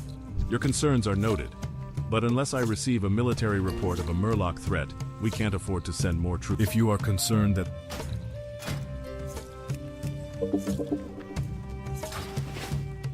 Hello, good sir. Do you have a moment? Safe My travel. brother and I run an apothecary in Stormwind, and I'm here to gather large candles for their wax. Can you help me?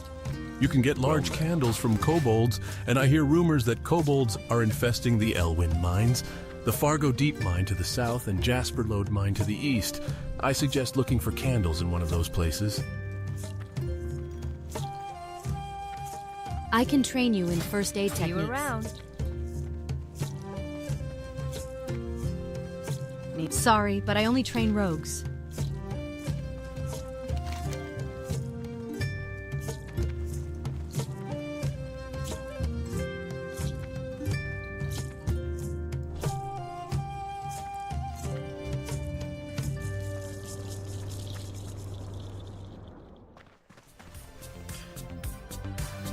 I buy and trade. I supply only the finest. Welcome to my inn, weary traveler. What can I do for you?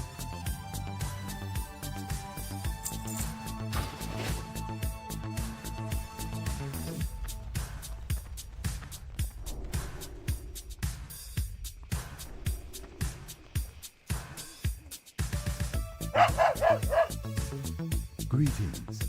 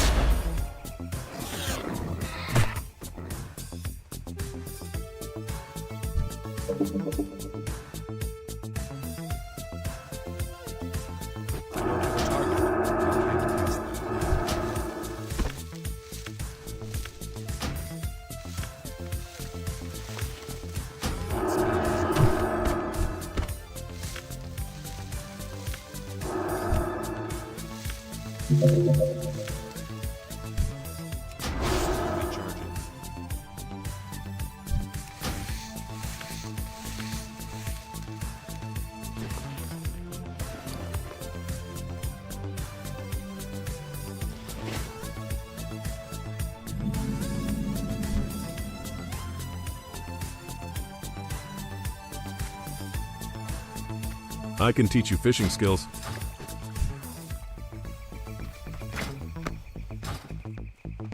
Good. How's it going? I love the smell of leather, don't you?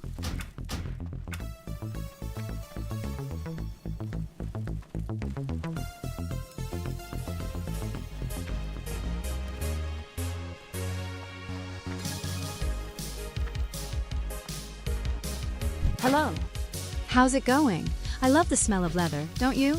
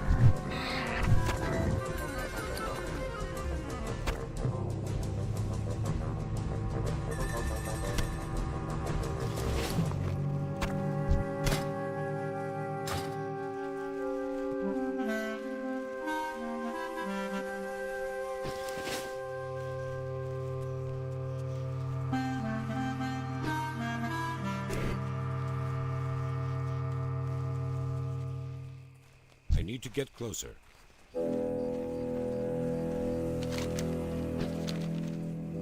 It's too far away. I need to get closer. Arathi Basin I'm out of range. calls us to a battle steeped in shadow and survival. The Alliance, in their blind zeal, seeks to erase us from the Eastern Kingdoms, to purge any unnatural. This is no mere skirmish over land. It is a war for our very existence, a fight against those who deny us our place in death. In Arathi Basin, amidst the blood and the mud, we will show the living the true meaning of fear. So rise, brothers and sisters. Let us descend upon Arathi as a chilling tide of vengeance and retribution. For we are the Forsaken, and we will slaughter anyone who stands in our way.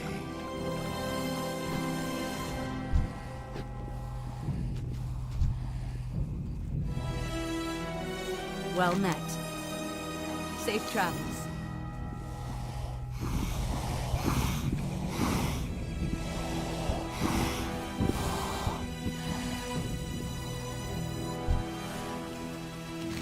Light bless you.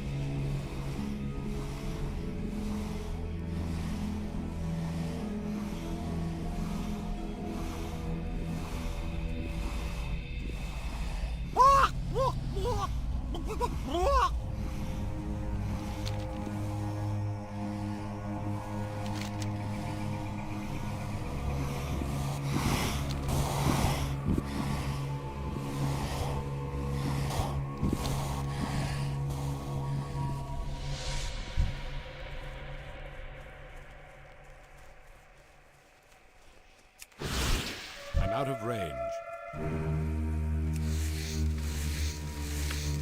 I can't carry anymore. I can't carry anymore.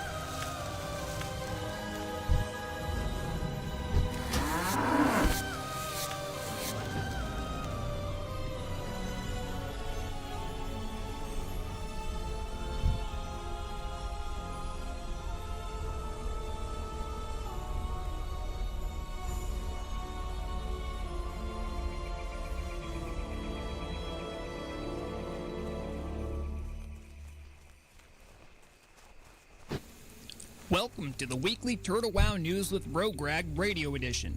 I'm your news anchor orc, Rograg Fishlayer, here to bring you all the top server news for the week of August 26, 2024. Let's get to it. I'm the orc, and here's the news. The team is buckling down with the patch on the horizon, so this week there were considerably fewer class change or new content teasers, but one thing finally made a return. My old friend, the Bug Tracker. Since the reinstatement of the Bug Tracker on the 24th, as of the time of this script just 2 days ago, 42 bug reports have already been made. For those that might have joined Turtle WoW recently, or forgot about this feature of Turtle WoW, the Bug Tracker is everyone's friend. It helps developers and players by bringing attention to bugs observed on the servers. From uncommon items not disenchanting into anything, to massive raid exploits, any bug can be reported.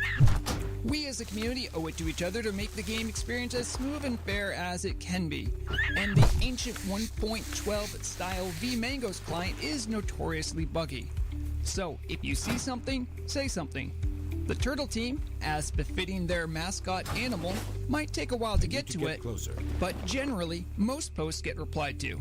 Make sure, if you make a report, to follow the posting guidelines and post as many pictures or videos as you can so that the team can replicate it and try to work on a solution. In related news this week, there was no changelog, due in part to the bug tracker only just coming back online. However, if you, like me, are the curious type, you can always preview things that might be on the next changelog by scanning the bug tracker. It never hurts to be better informed. Like I said before, news was slow. There were some images shared of sample models for buildings intended to be used in future content, but that was it. As to the upcoming patch itself, there is no official date on when it will be released as of yet. However, having been part of the Turtle WoW patch cycle myself a few times now, I can speculate that this vacuum of news could very well be the calm before the storm of news.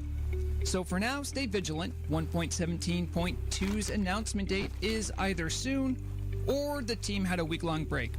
It's hard to know for sure. That is all we have for top news this week. Until next time, I've been Rograg Fishlayer. Thank you for listening to Everlook Radio, and remember, the deadliest weapon is knowledge. Hey Azeroth, picture this. Old Zappo dozing off in Ironforge near the Great Forge. I mean, I'm a goblin, right? We need our beauty sleep. Well, my nap turned into a near swan dive into molten lava. Talk about a wake-up call. It's a good thing my reflexes are faster than a gnomish invention gone wrong. I escaped the sizzle, but my boots got a molten makeover. Now they're lava-lovin'. Lesson learned, never snooze near lava, folks. You might wake up with a hot news fashion statement. You need something? For the Alliance. Step on up. Have a good one.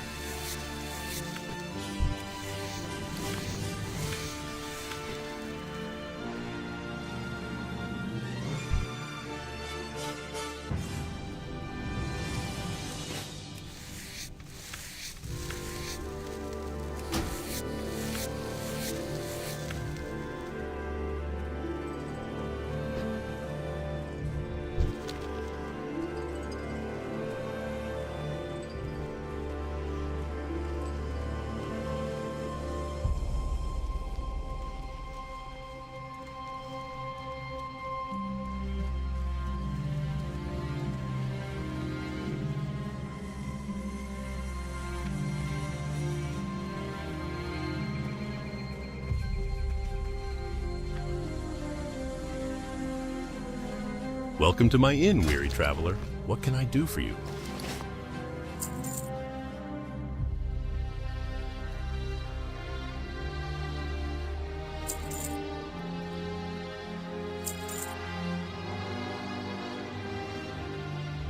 See you later.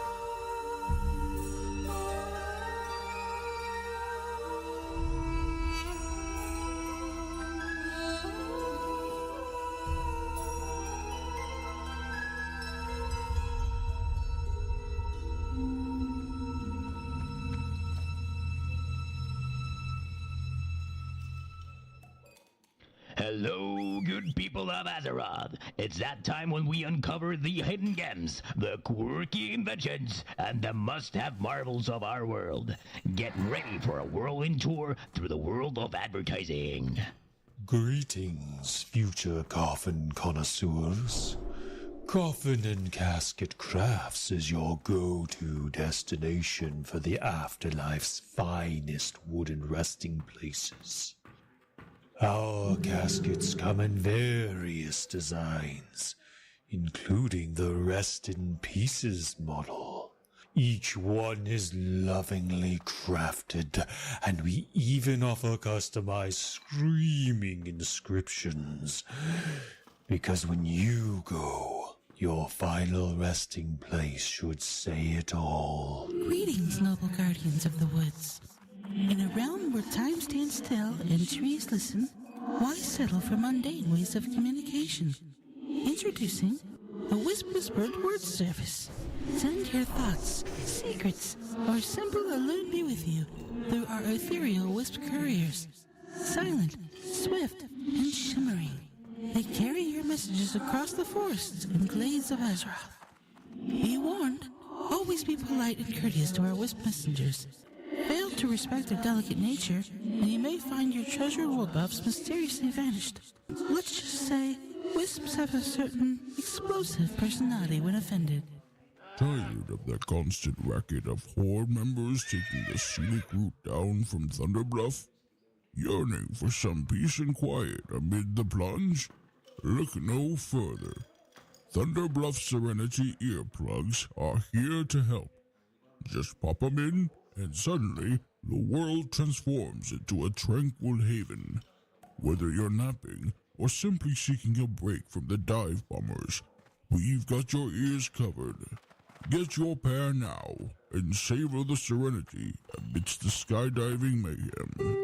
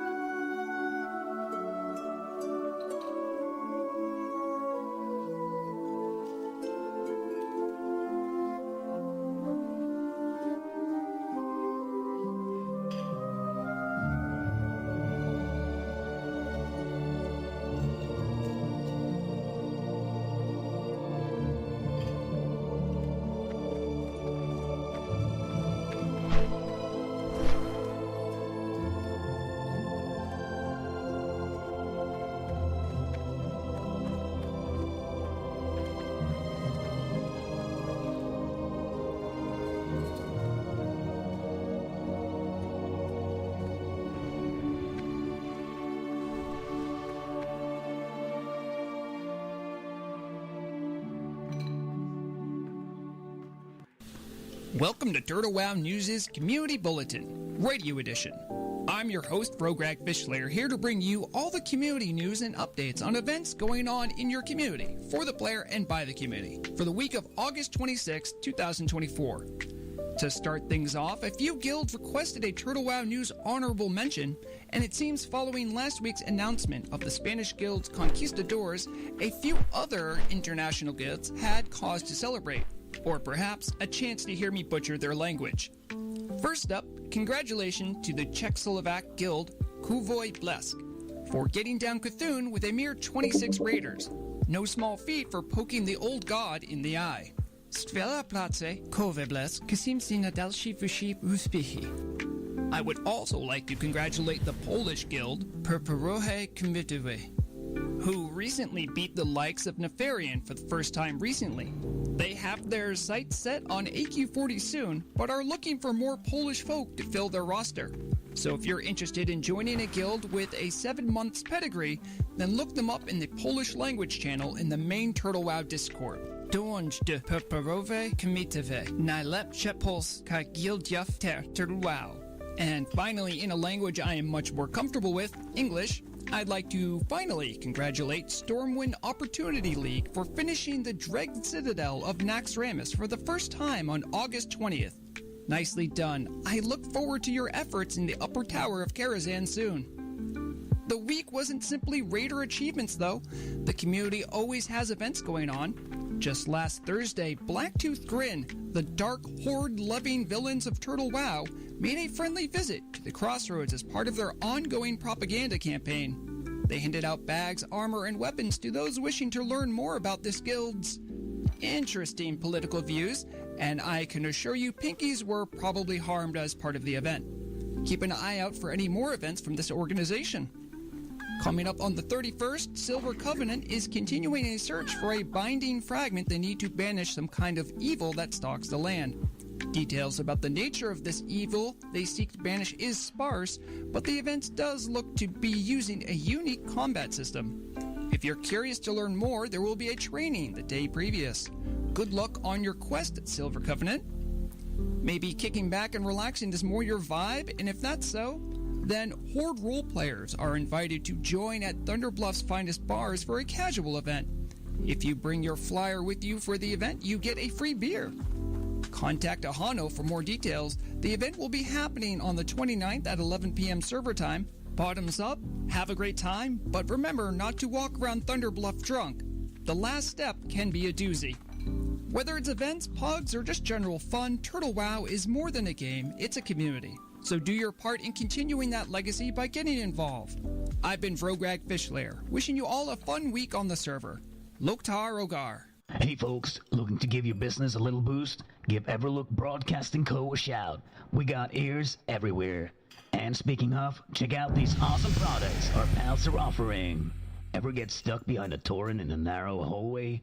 It's like waiting for a parade float to pass. Move it, buddy. Is your goblin-made machinery acting up again? Fear not. With the Duratar Labor Union's Goblin Safety Whistle, you can alert everyone in a 10-mile radius. Earplugs and spontaneous running advised.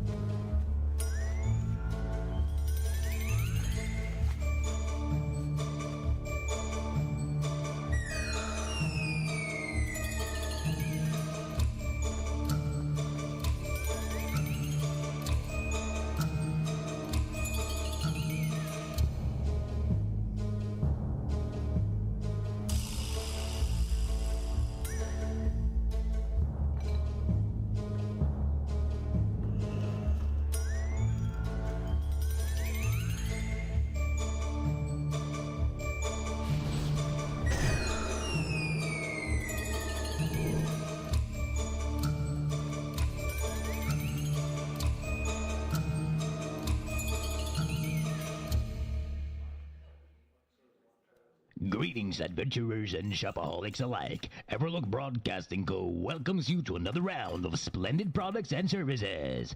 Get ready to be amazed as we unveil what Azeroth's entrepreneurial minds have concocted. Greetings, guardians of the forest. Does the weight of your eternal watchfulness wear on your spirit? Seek solace in our starlight soothing salve. Infused with the shimmer of Elune's blessings, this salve rejuvenates both body and soul. After one application, you'll feel as radiant as the night sky itself. Note, side effects may include an overwhelming urge to sing ancient hymns under the moon. May the winds guide you, kin. Ever had that embarrassing moment when you accidentally sat on a tiny goblin because they're hard to spot? We've all been there. But don't worry, we've got a solution. It's called the Gobbler's Guardian Amulet.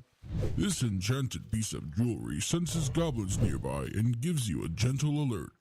It's your way to sidestep those awkward situations and keep your dignity intact while ensuring their little faces avoid being flat. With the Gobbler's Guardian Amulet, you can confidently enjoy your time at the inn without the fear of squishing a goblin by mistake.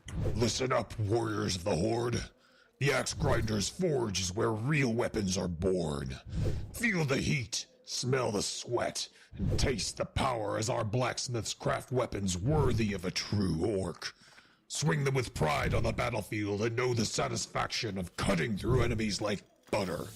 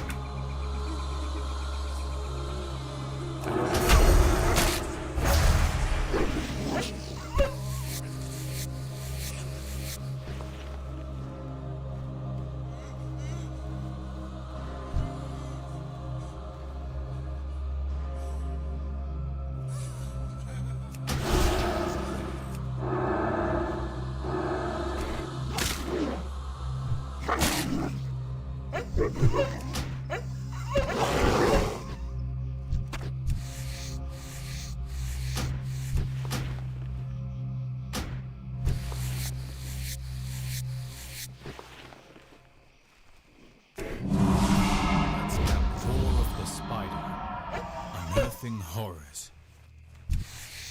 While Thrawn was liberating his brethren in Lordaeron, Ner'zhul continued to build up his power base in Northrend. A great citadel was erected above the Icecrown Glacier and manned by the growing legions of the dead.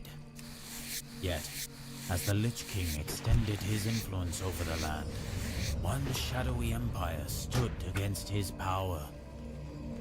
The ancient subterranean kingdom of Azjol-Nerub, which had been founded by a race of sinister humanoid spiders, sent their elite warrior guard to attack Icecrown and end the Lich King's mad bid for dominance. Much to his frustration, Ner'zhul found that the evil Nerubians were immune not only to the plague, but to his telepathic domination as well.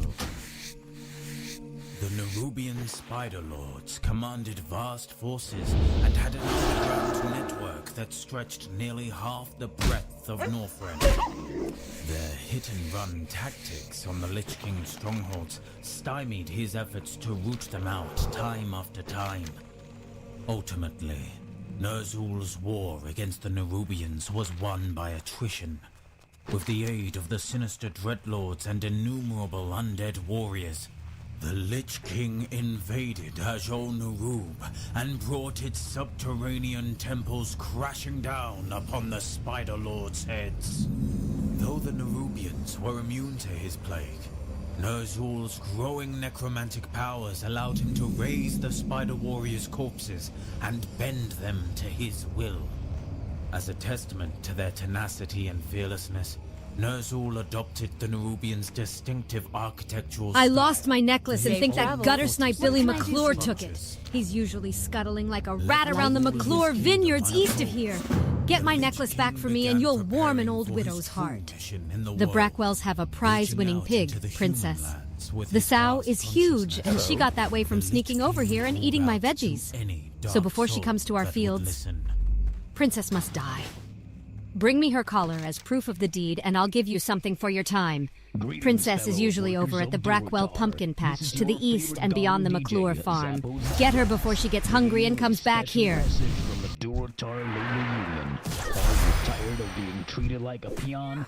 Do you yearn for fair wages, safety conditions, and a voice that truly represents your interests? Well, look no further, because the DLU has got your back. Picture this, my friends, a bustling Durotar, where every worker is valued and respected.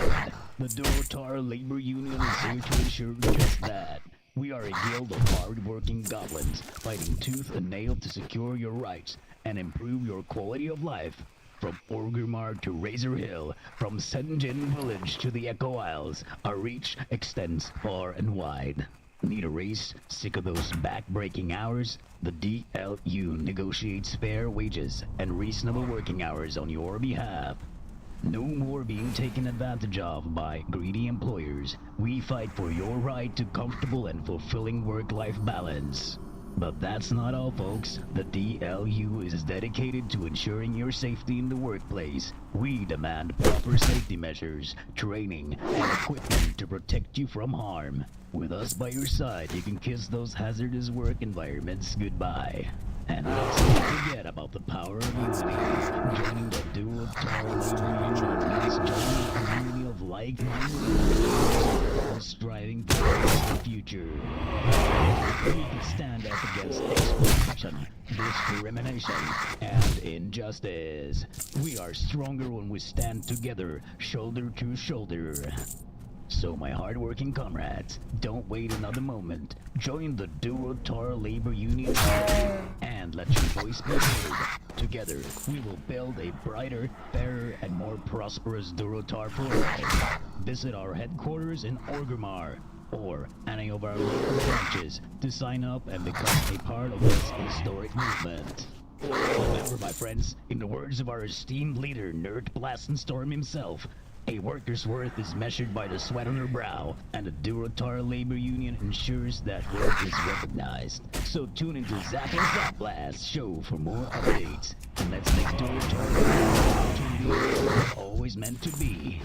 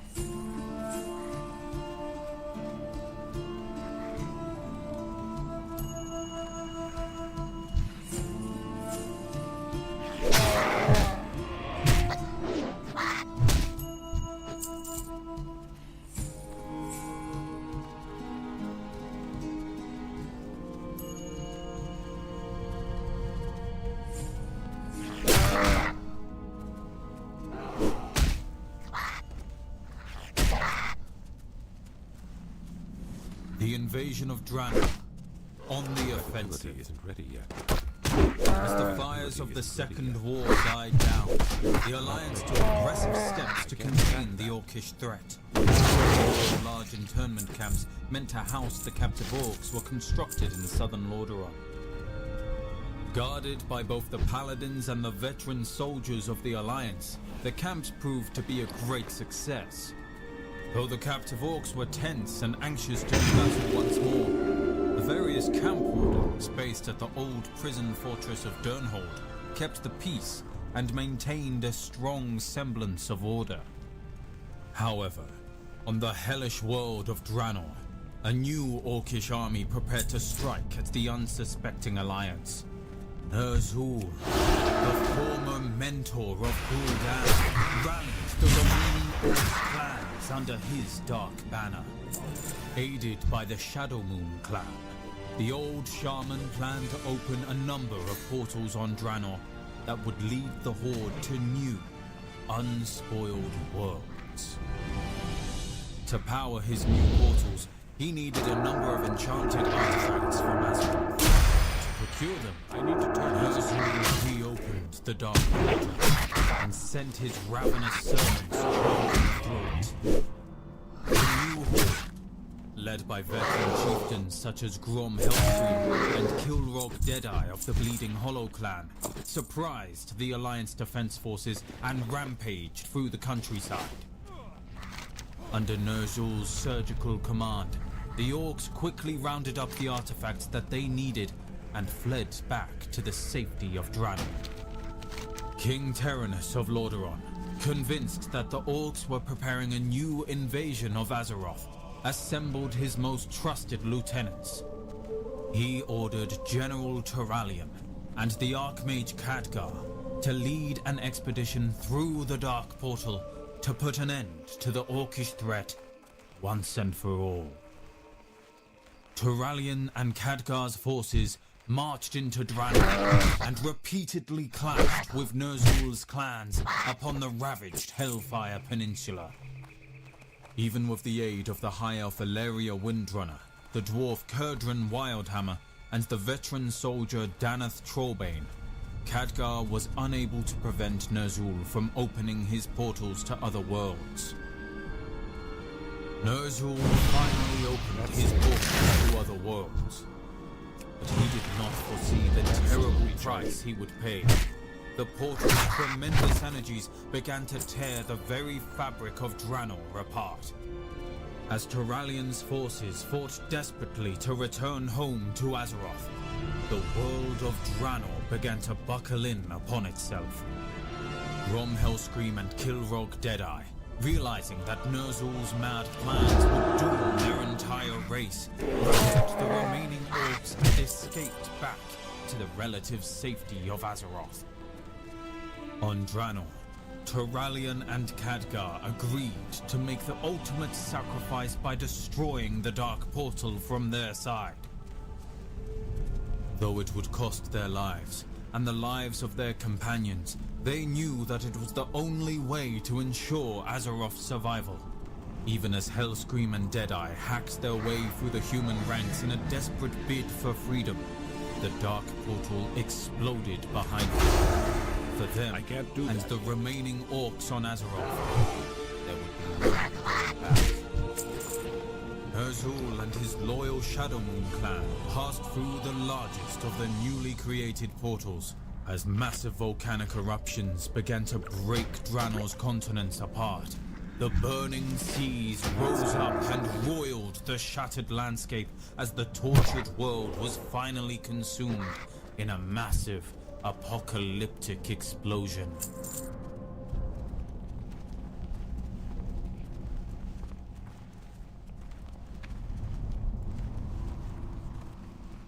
From gnomish giggles to orcish drums, Everlook plays whatever comes.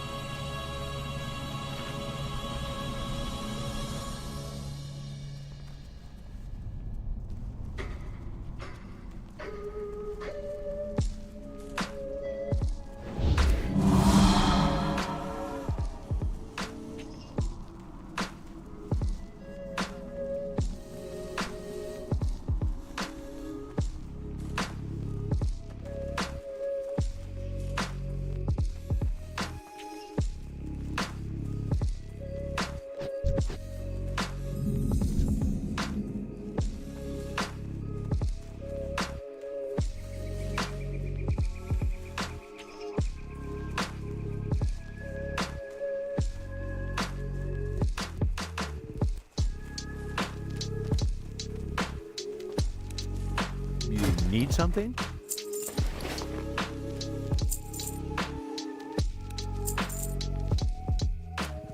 Have a good one.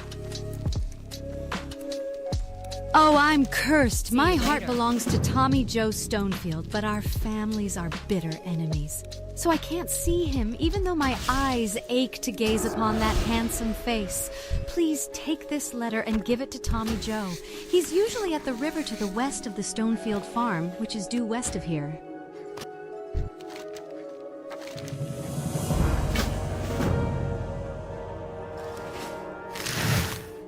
Hey there. See you later.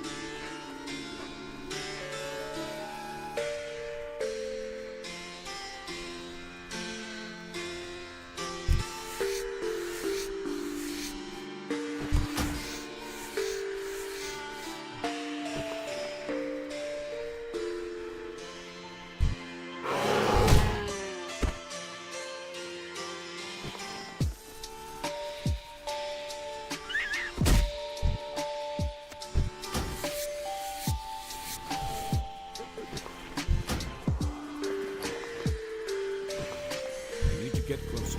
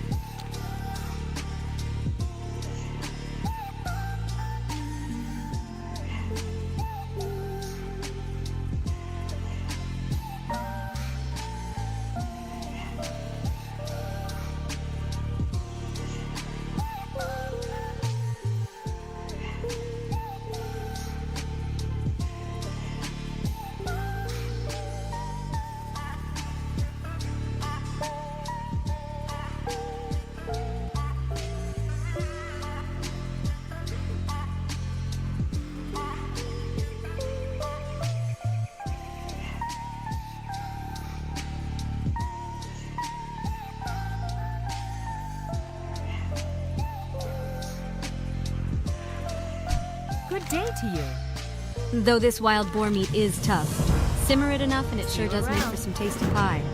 Here you go. And when you give this pie to that Billy, you tell him I hope he chokes on it.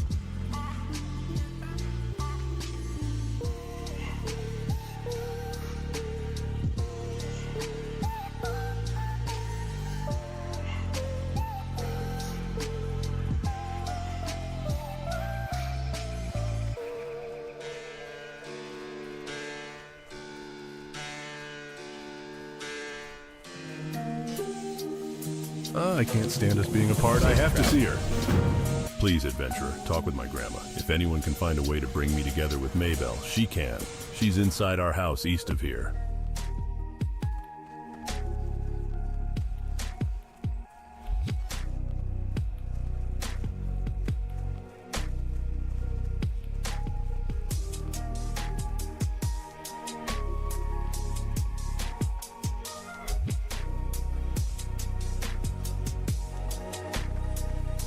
You need something? While our families are feuding, Tommy Joe and Maybelle don't have much of a future, but maybe we can get them together for just a little while. What can we do? I bet William Pessel has a potion to unite our two young lovers. Here, take this note to William. He's staying at the Lion's Pride Inn in Goldshire.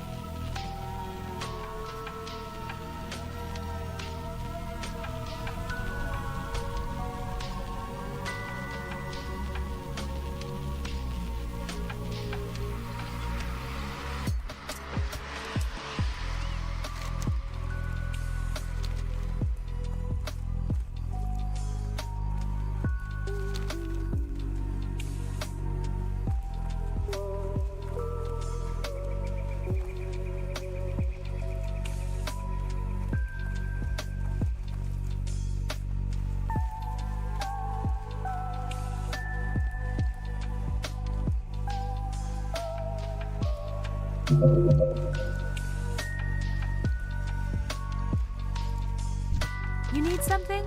Oh, you found it. Thank you. Thank you, dear. Here, take this. It was my husband's, and he always said it was lucky. If only he didn't forget it on his last campaign. Asterisk sniff asterisk.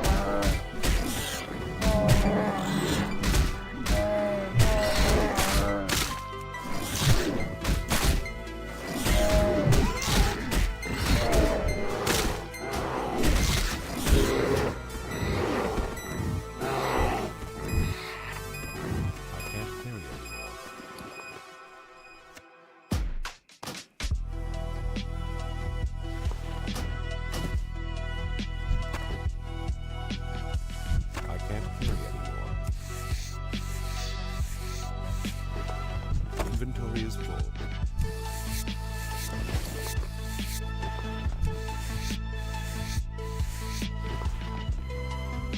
Inventory is full. Inventory is full.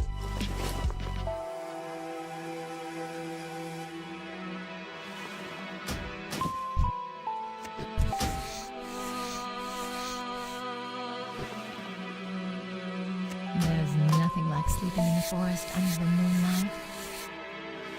I can't carry anymore.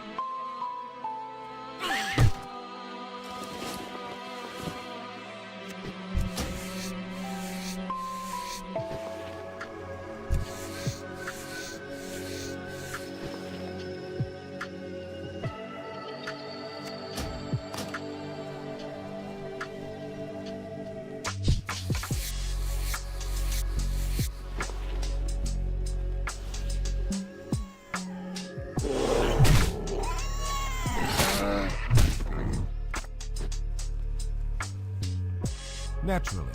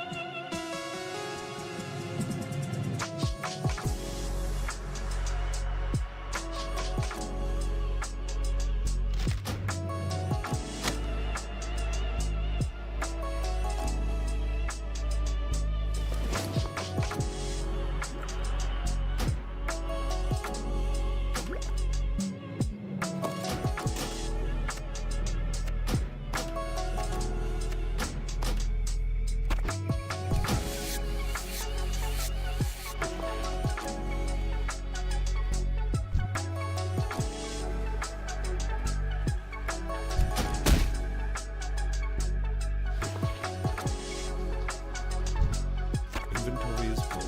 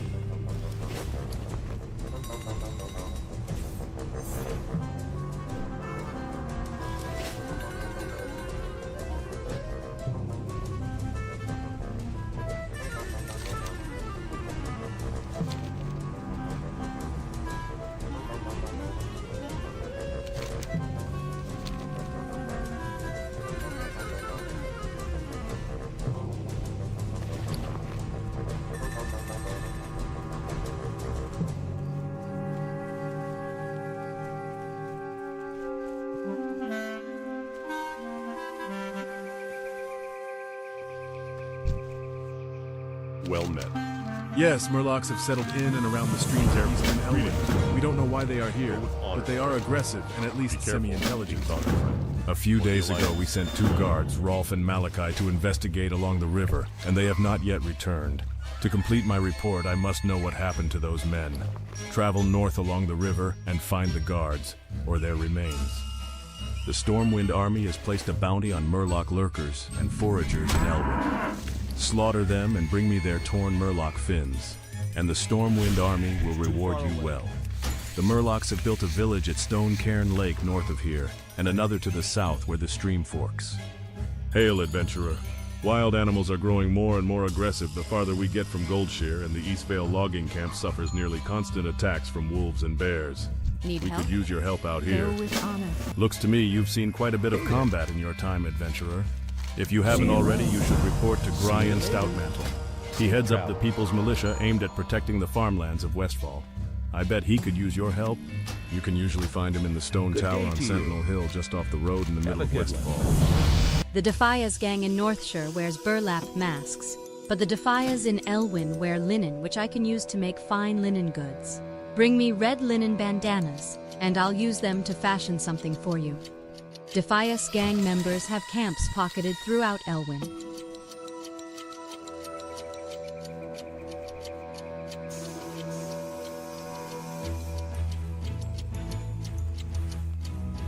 I've got a real problem on my hands. I have a deadline looming for an order of lumber, and I'm running out of time. The wolves and bears north of here have chased my workers away from the bundles of wood that they've already chopped.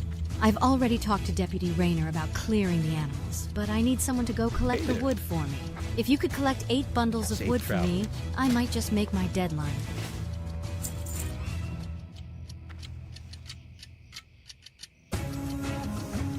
See you around.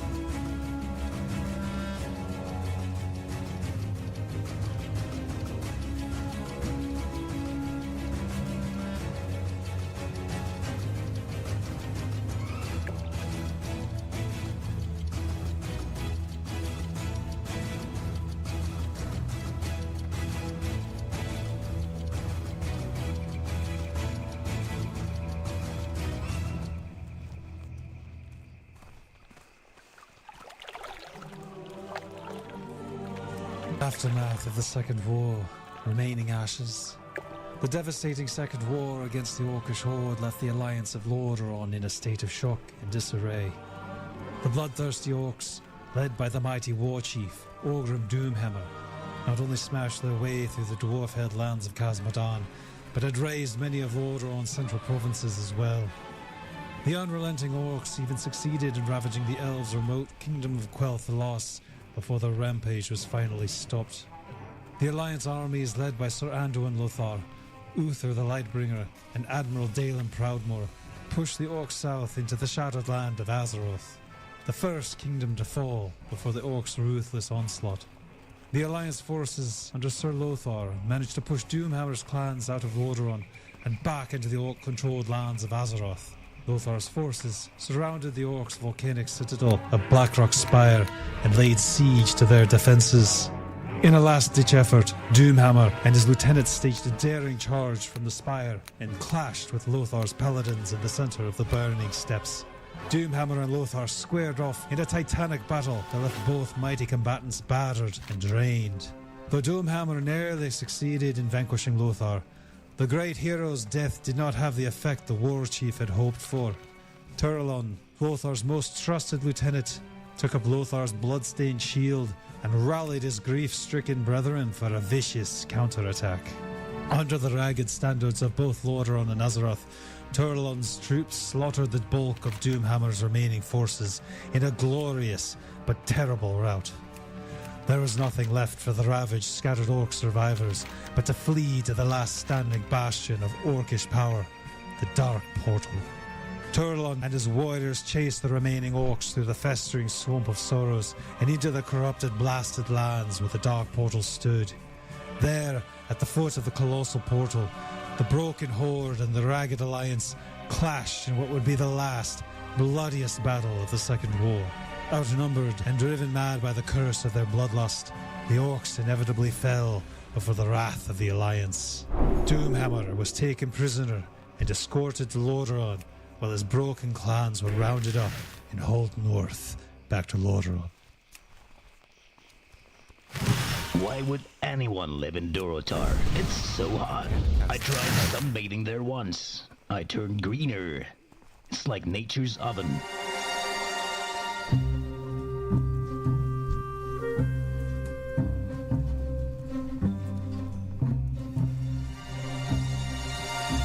How are you? Thanks for the dust, adventurer. Here's your cash, and here is a token from associates of mine.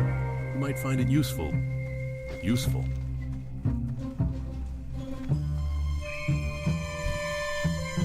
This is bad news. What's next, dragons? We'll have to increase our patrols near that mine. Thanks for your efforts, adventurer. And hold a moment. I might have another task for you. Thanks to you, we know the Fargo Deep Mine is infested with kobolds. Now we need a scout to investigate the more distant Jasper Lode mine. Explore Jasper Lode and confirm any kobold presence. To reach the mine, travel east along the road until you reach the Tower of Azora. From the tower, head north and you'll find the mine in the foothills. What can I do for you? My heart goes out to those two poor souls, Maybelle and Tommy Joe. I remember being young and in love once. There must be something I can do to help them. Let me think. I can make an invisibility liquor for Maybelle so she can slip away from the McClure vineyards and go to Tommy Joe. But to make the liquor, I need some crystal kelp. Although the kelp usually grows in the ocean, sometimes murlocs Safe collect travels. it. See if the murlocs near Crystal Lake have any. Crystal Lake is just east of Goldshire. You were busy hunting kobolds, were you? Thanks for the candles, adventurer, and here's your reward. My brother Morgan is waiting in Stormwind for my shipment of candles. I don't have enough time to make the trip myself, but if you'd like to take him the shipment, he'll pay you well. I've packed up the candles, and you can find Morgan in our shop, Pessel's Apothecary, in the Stormwind Trade District.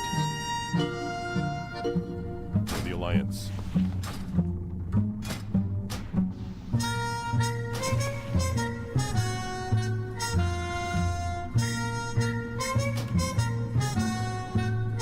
I'm sorry, I'm a bit busy right now making horseshoes for Werner Osgood in Lakeshire.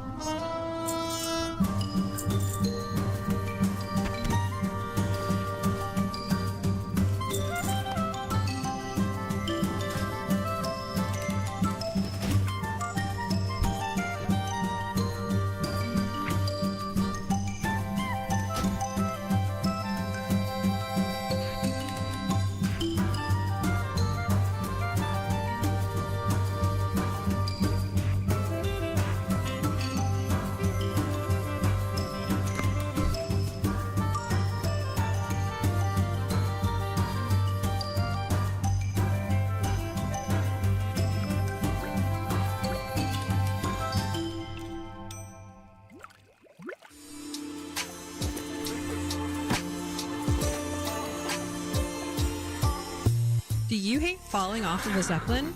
Does your innkeeper not let you set your hearthstone? Or your well-earned loot will just not let itself be taken from the boss? The solution to all of these questions and more lie in our newly overhauled bug tracking site. Similar to how you know it from the past, but with easier access, better overview, and a filter option to search for topics that interest you most. Now you can simply click on a tab on the Turtle WoW homepage, so even the not-so-tech-savvy can help make Turtle WoW a bug-free place. A simple report can do a lot of change.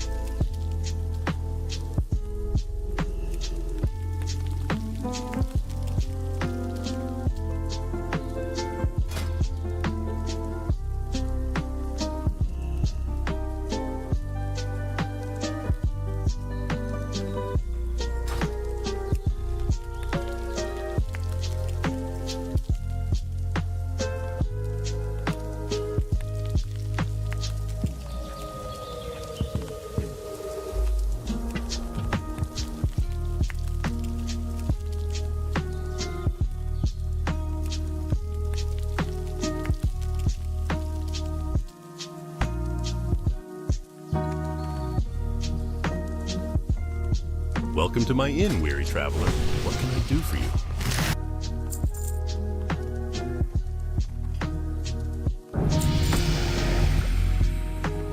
See you around.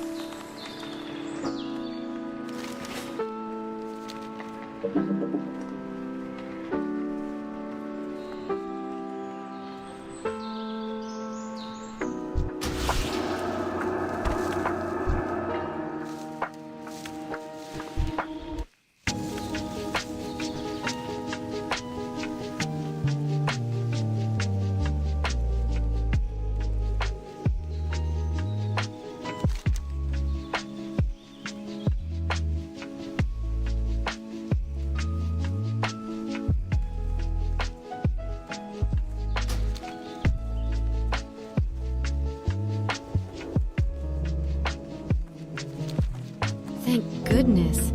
That pig was getting so big she'd have eaten our whole crop. Thank you, adventurer.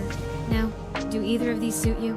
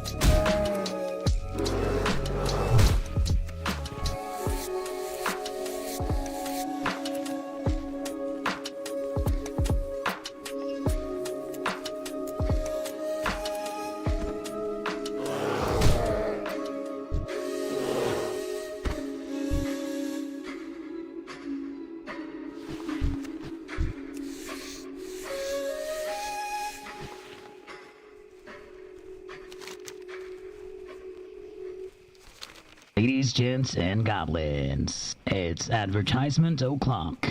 Ever wondered how to get your stuff heard by folks who probably want to buy it? Everlook Broadcasting Co. is here for you. Now, let's get to the good stuff. The products you never knew you needed. You ever tried Orcish cuisine? It's all meat good, fire good, meat fire very good. That's it. That's the menu. Ever get stuck behind a torrent in a narrow hallway? It's like waiting for a parade float to pass. Move it, buddy.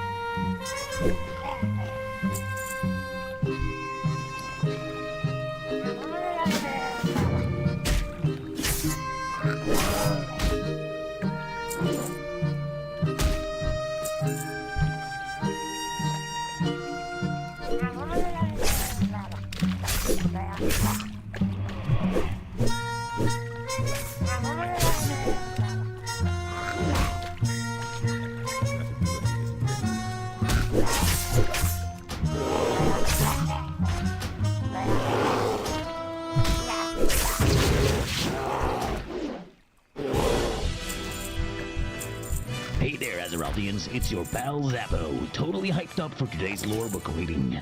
We got tales so epic, even a dragon would drop its treasure to listen. So pull up a seat and get ready to jump into amazing legends and mind-blowing mysteries of our world. The first Greymane. From the 7 nations that were originally part of the Empire of Erethdor, Gilneas stands out as the one that had to fight the hardest for its independence. While Lordaeron was able to secure its freedom through the influence of its nobles, the people of Gilneas had to make great sacrifices to gain their liberty.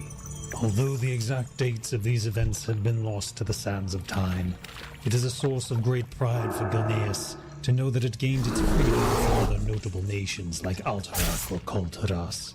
The people of Gilneas were among the first to break free from the yoke of Erethdorian nobility and enjoy the full benefits of self-rule. According to legend, the Greymane dynasty that ruled Gilneas was founded by Garelon, a minor noble who owned an insignificant plot of land in the southern part of the country.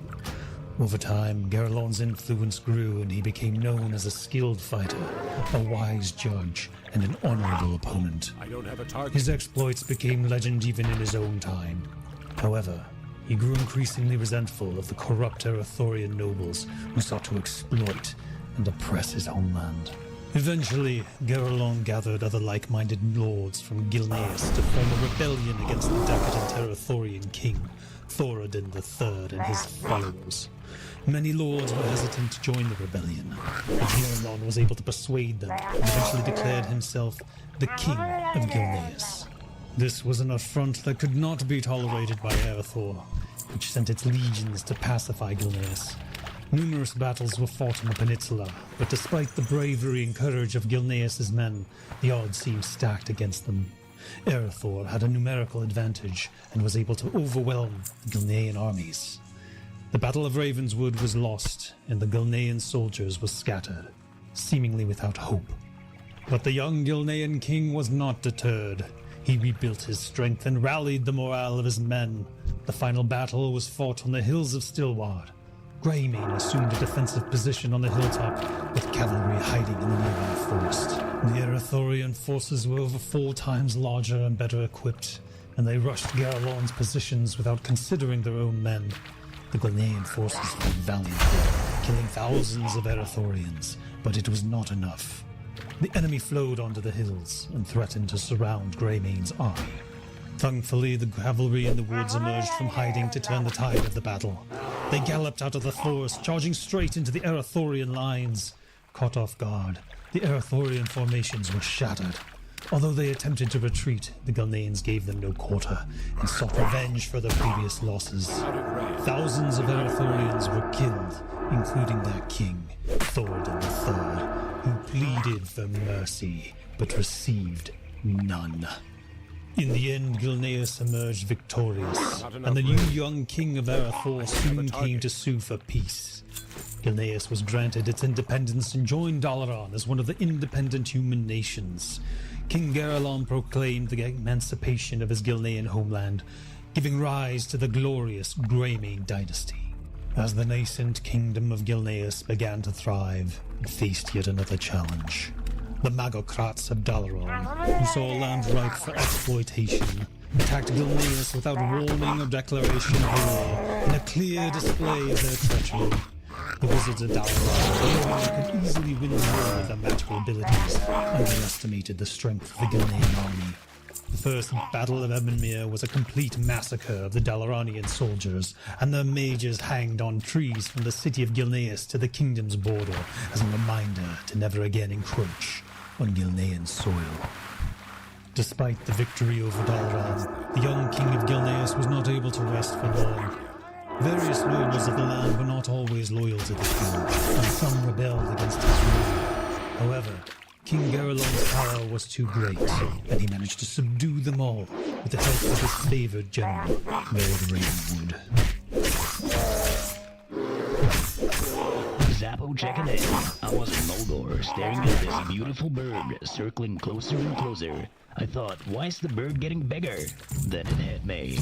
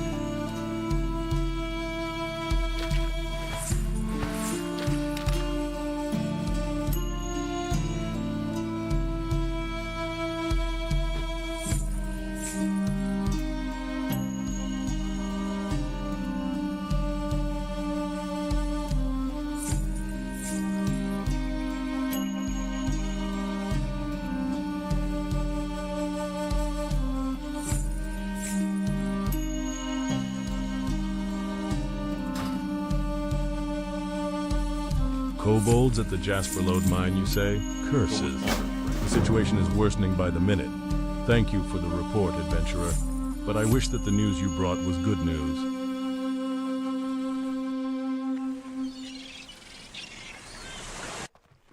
Well met, adventurer. My advice to you is this. As you travel the world, be wary of magic, for it will burn the untrained. With the absence of trolls in the Northlands, the elves of Quel'Thalas Welcome to bent my their inn, weary efforts traveler. towards What can I rebuilding do their for you? glorious homeland. The victorious armies of Erethdor returned home to Southlands of Strom. The human society of Erethdor grew and prospered, yet Thoradin, fearful that his kingdom would splinter apart if it overextended itself, maintained that Strom was the center of the Erethdorian Empire. After many peaceful years of growth and commerce, mighty Thoradin departed on one final quest, never to return, leaving Erethdor's younger generation free to expand the empire beyond the lands of Strom. The original 100 Magi, who were tutored in the ways of Now magic just one by moment the while I elves, concoct the potion. expanded their powers and studied the mystic disciplines of spellweaving. Take this invisibility in much liquor to greater young detail. Maybell. It These should last Magi, long enough for her to visit initially Tommy chosen Joe. for their strong wills and noble spirits, had always practiced their magic with care and responsibility. However, they passed their secrets and powers onto a newer generation that had no concept of the rigors of war or the necessity for self-restraint. These younger magicians began to practice magic for personal gain rather than out of any responsibility towards their fellows. As the empire grew and expanded into new lands, the young magicians also spread out into the Southlands. Wielding their mystical powers, the magicians protected their brethren from the wild creatures of the land and made it possible for new city-states to be constructed in the wilderness. Yet, as their powers grew, the magicians became ever more conceited and isolated from the rest of society. The second Erethdorian city-state of Dalaran was founded in the lands north of Strom. Many fledgling wizards left the restraining confines of Strom behind and traveled to Dalaran, where they hoped to use their new powers with greater freedom.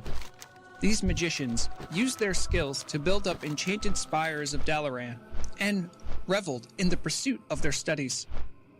The citizens of Dalaran tolerated the magicians' endeavors and built up a bustling economy under the protection of their magic-using defenders.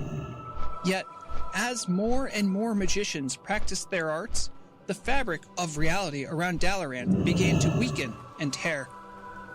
The sinister agents of the Burning Legion, who had been banished when the Well of Eternity collapsed, were lured I feel back guilty into the deceiving world my by the family, but heedless my feelings for spellcasting of Tommy the Joe are magicians too of strong to Dalaran. ignore. Though Thank you, these relatively adventurer. weak I'll demons drink did this not liquor as appear soon in as I have force, the chance they and sneak did away to sow my love. considerable And for confusion you, and chaos please within the take streets this. of Dalaran. Most of these demonic encounters were isolated events, and the ruling magicrats did what they could to keep such events hidden from the public. The most powerful magicians were sent to capture the elusive demons, but they often found themselves hopelessly outmatched by the lone agents of the mighty Legion. After a few months, the superstitious peasantry began to suspect that their sorceress rulers were hiding something terrible from them.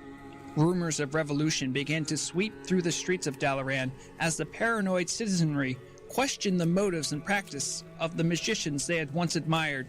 The magicrats, fearing that the peasants would revolt and that Strom would take actions against them, turned to the only group they felt would understand their particular problem, the elves.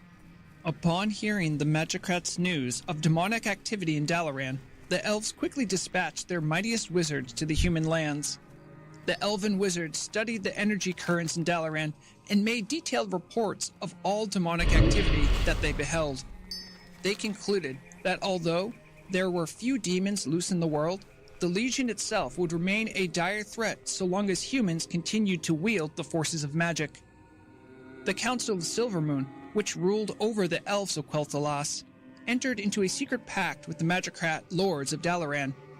The elves told the magicrats about the history of ancient Kalimdor and of the Burning Legion, a history which still threatened the world.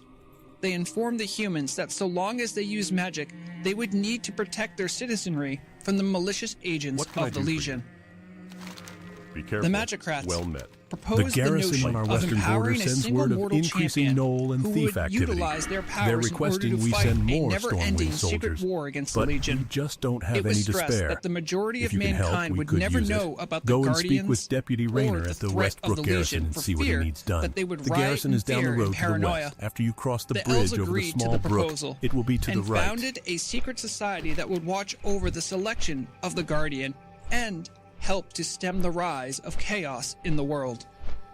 The society held its secret meetings in the shadowed Tirisfal Glades, where the High Elves had first settled in Lordaeron. Thus, they named the secret sect the Guardians of Tirisfal. The mortal champions who were chosen to be guardians were imbued with incredible powers of both elven and human magic. Though there would only ever be one guardian at a time, they held such vast power that they could single-handedly fight back the Legion's agents wherever they were found in the world. The Guardian power was so great that only the Council of Tirisfal was allowed to choose potential successors to the mantle of guardianship.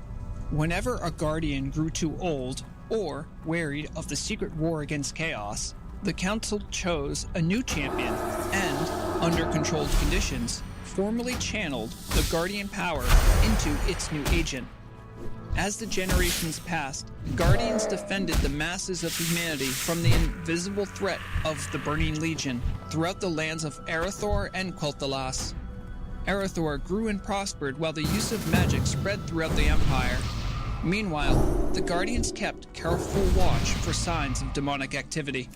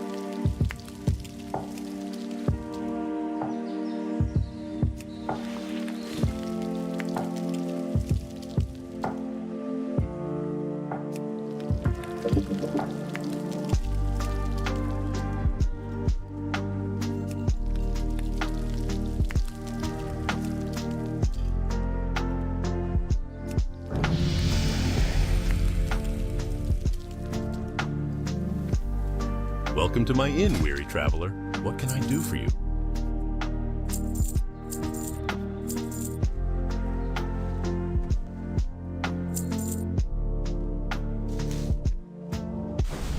See you around.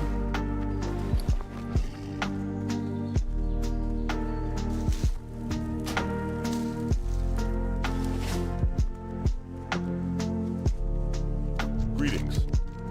For the Alliance.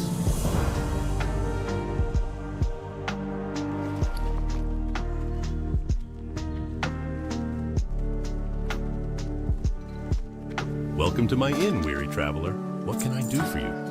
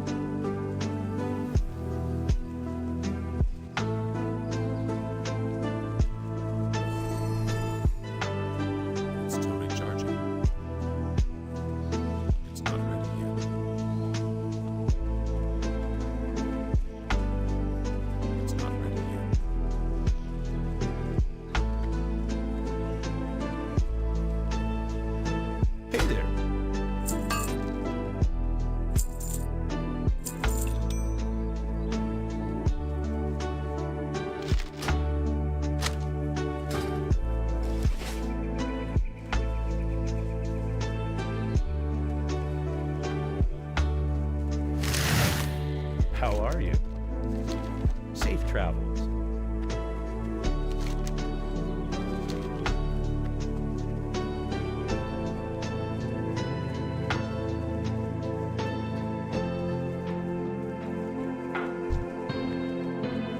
Greetings.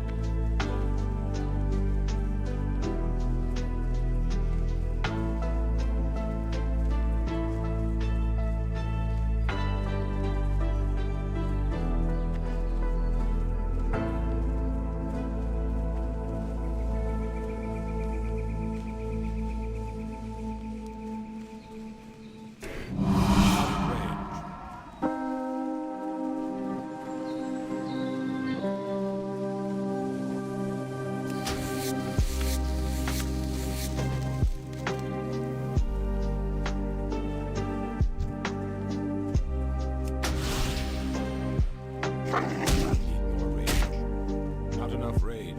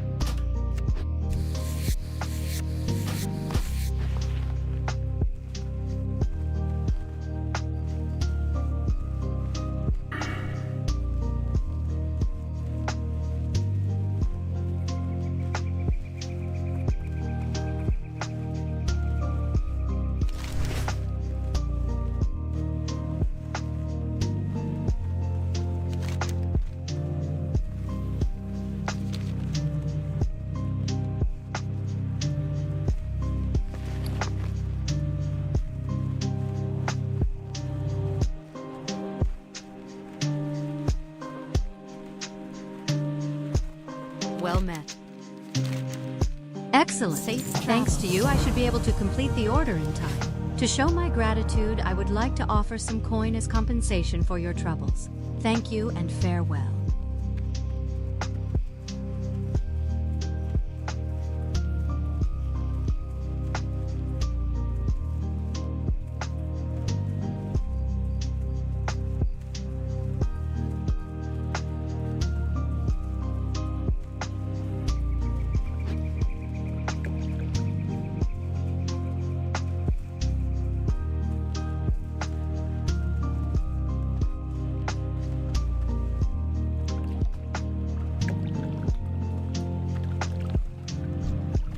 What can I do for you? You have confirmed my fears, adventurer. Well, the Murlocs are a threat we cannot ignore. King's honor. Tell Marshal Dugan of Malachi and Rolf's deaths, and report to him that the Murlocs in Eastern Elwyn cannot be contained by our current troop presence. I know we don't have many troops to spare, but hopefully Dugan can find someone. Thanks a lot for the help, adventurer. Something in the forest must be making these animals so bold. Whatever it is, I hope it stays there. You have the fins? Great. Marshal Dugan is anxious about the Murloc situation in Eastern Elwyn, and I'd like to tell him that it's becoming under control. Your actions have helped realize that.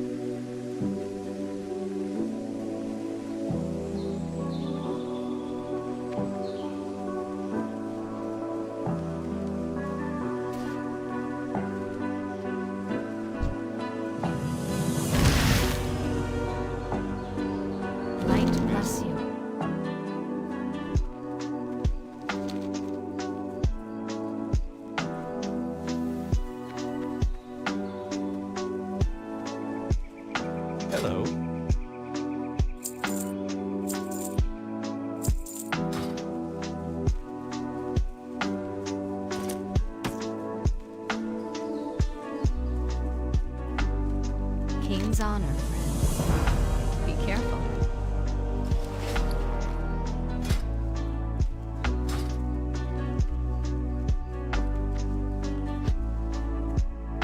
Looking for something specific?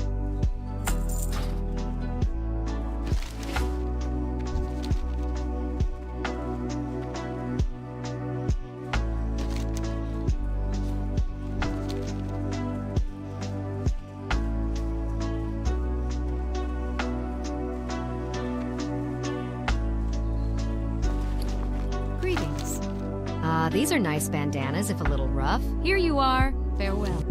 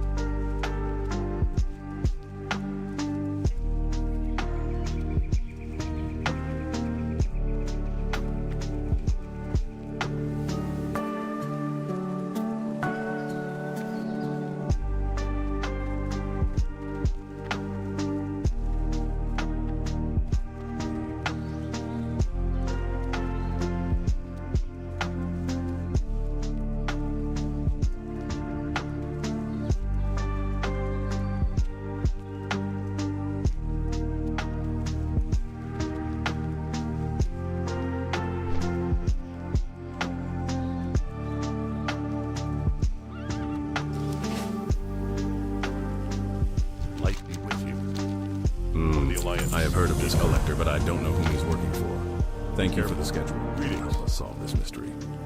If the collector is taking gold from our mines, then he's stealing from the kingdom. Bring the collector to justice, and bring me the ring mentioned in the pickup schedule you gave me. It may tell us whom the collector is working for. That pickup schedule says the collector is hiding out at the Brackwell pumpkin patch. You should search for him there. This news is troubling. Already our defenses are stretched thin, and losing Rolf and Malachi to those Murlocs put us in an even worse position. If things don't improve, there will be fighting in Goldshire by the week's end. For your shrewdness and valor, I have a marker here that is good for 1 piece of armor. I want you to take it to Sarah Timberlane at the Eastvale logging camp. Give her the marker, and she will fashion the armor for you. And after you receive it, adventurer, use it in the defense of Elwyn. The Eastvale logging camp is beyond Guard Thomas's post to the east.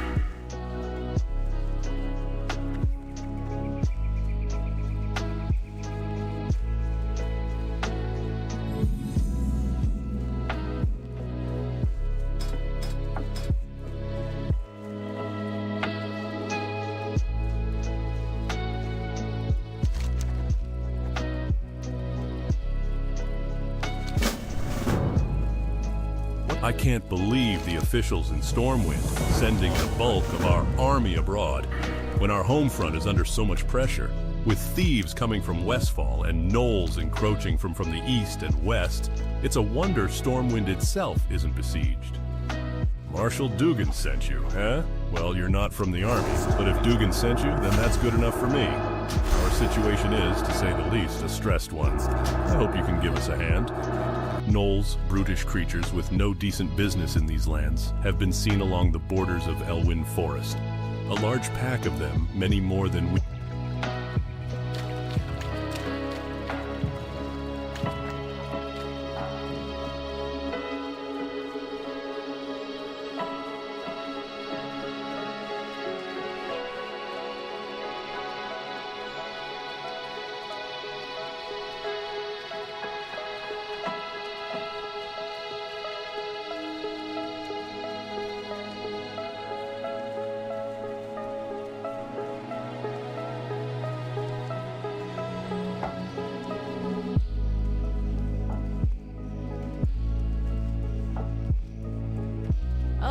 Dancing again. I hope all your friends are enjoying the show.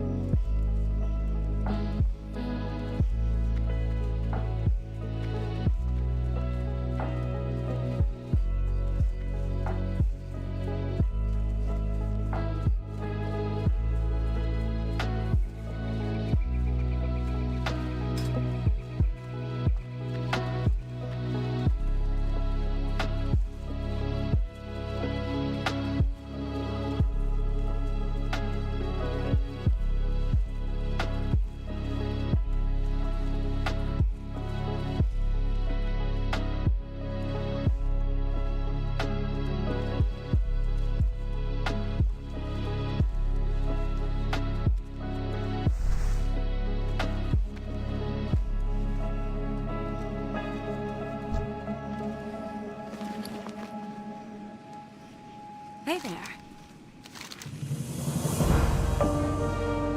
Be careful.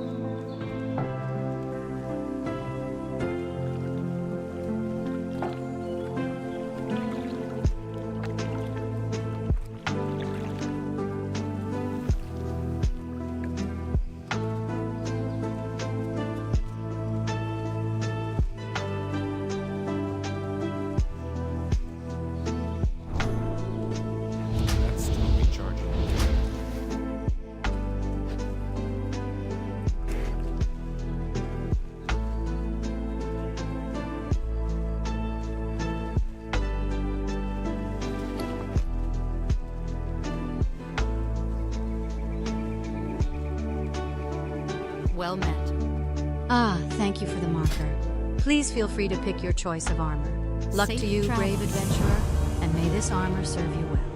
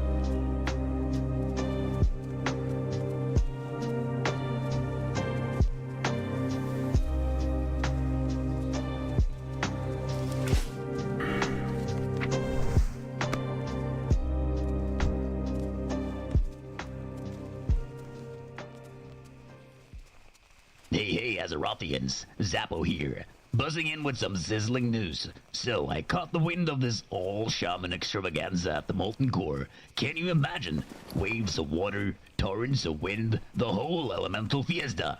Figured I'd set up a booth selling guaranteed Ragnaros-resistant raincoats. But guess what? They all wanted my magma mud packs for their after-raid spa treatment. Talk about glowing reviews.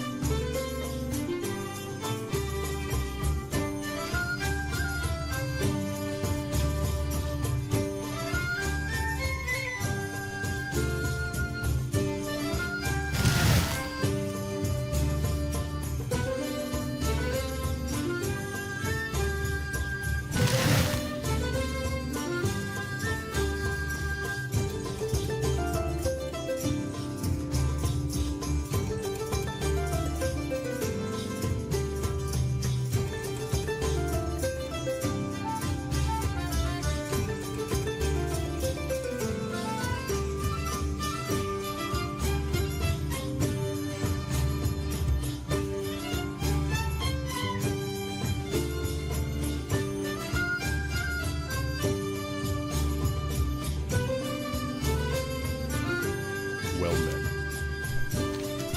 You found him? Well done, adventurer. He won't be collecting from the Elwyn mines again? And this ring you found is interesting. Well met. It's a membership ring for the old stonemasons guild in Stormwind. Why would a lowly thief have an artisan guild ring? And why are the Defia's thieves collecting money from our mines? Difficult question. I hope one day we'll have answers.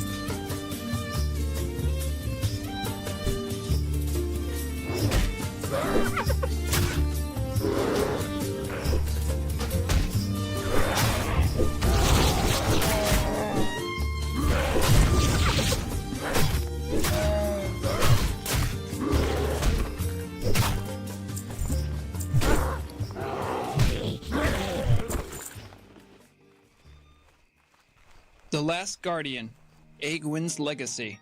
Read to you by Vrograg Fishslayer. The Guardian Egwin grew powerful over the years and used the Tirisfal energies to greatly extend her life. Foolishly believing she had defeated Sargeras for good, she continued to safeguard the world from the Demon King's minions for nearly 900 years. However, the Council of Tirisfal finally decreed that her stewardship had come to an end. The Council ordered Egwin to return to Dalaran so that they could choose a new successor for the Guardian power. Yet Egwin, ever distrustful of the Council, decided to choose a successor on her own. The proud Egwin planned to give birth to a son whom she would divest her power to. She had no intention of allowing the Order of Tirisfal to manipulate her successor as they had tried to manipulate her. Traveling to the southern nation of Azeroth, Egwin found the perfect man to father her son, a skilled human magician known as Neelas Aran. Aran was the court conjurer and advisor for Azeroth's king. Egwin seduced the magician and conceived a son by him. Neelas's natural affinity for magic would run deep within the unborn child and define the tragic steps the child would later take. The power of Tirisfal was also implanted in the child, yet it wasn't to awaken until he reached physical maturity. Time passed and Egwin gave birth to her son in a secluded grove, naming the boy Medivh, which means keeper of secrets in the High Elven tongue. Egwin believed that the boy would mature to become the next guardian. Unfortunately, the malignant spirit of Sargeras, which had been hiding inside her, had possessed the defenseless child while it was still in her womb. Egwin had no idea that the world's newest guardian was already possessed by its greatest nemesis. Certain that her baby was healthy and sound, Egwin delivered young Medivh to the court of Azeroth and left him there to be raised by his mortal father and his people. She then wandered into the wilderness and prepared to pass into whatever afterlife awaited her. Medivh grew to become a strong boy and had no idea of the potential power of his Tirisfalian birthright. Sargeras bided his time until the youth's power manifested itself.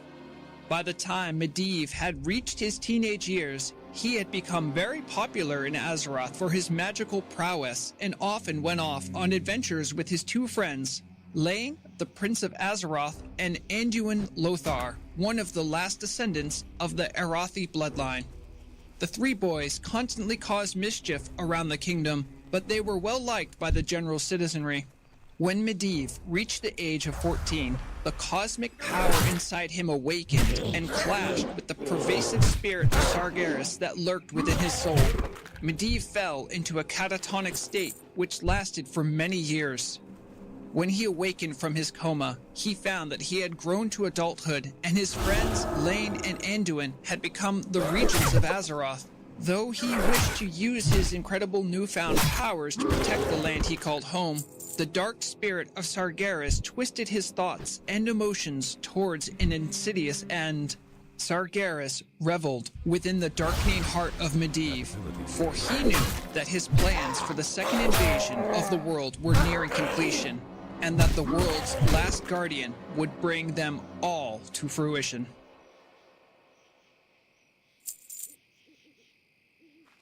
Hello, good people of Azeroth. It's that time when we uncover the hidden gems, the quirky inventions, and the must-have marvels of our world. Get ready for a whirlwind tour through the world of advertising. Hello, Goldshire locals and wayward adventurers.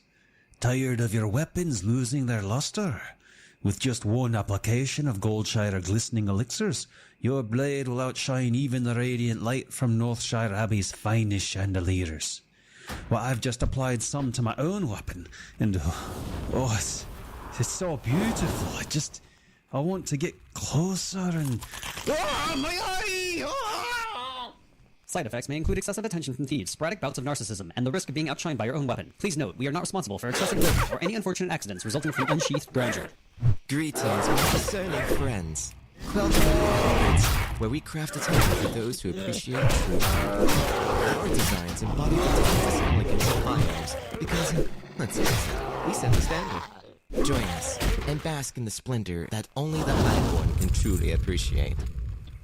Hey there, Azeroth the Zabble here, your tech-savvy goblin extraordinaire. Just got back from the Gnomish Gadget Gala, and let me tell you, those gnomes sure know how to make things that go boom. I tried out a contraption that's supposed to make toast in half a second. It worked. It also made my eyebrows toast. Ah, good times.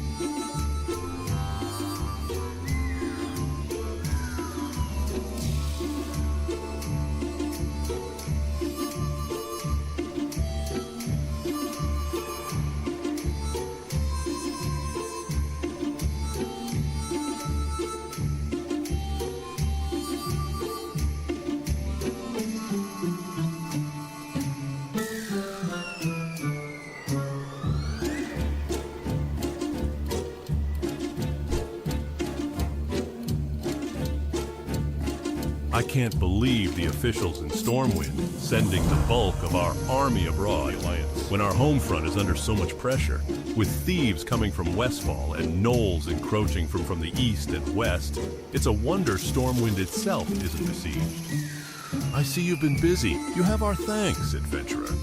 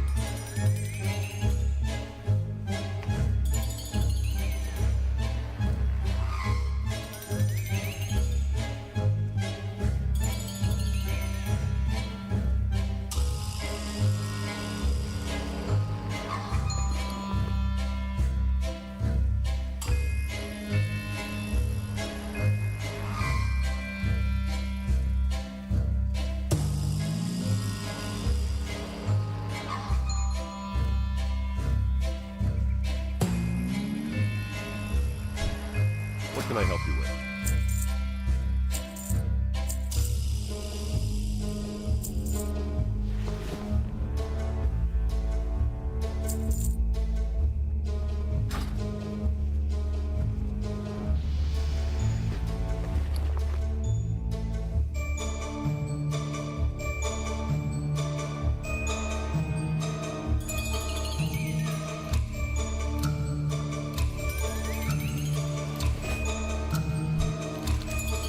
Ah, well done. I was starting to think no one would take down that monster.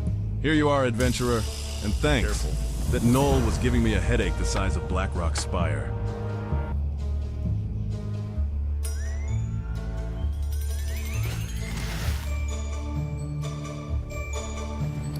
I buy and trade.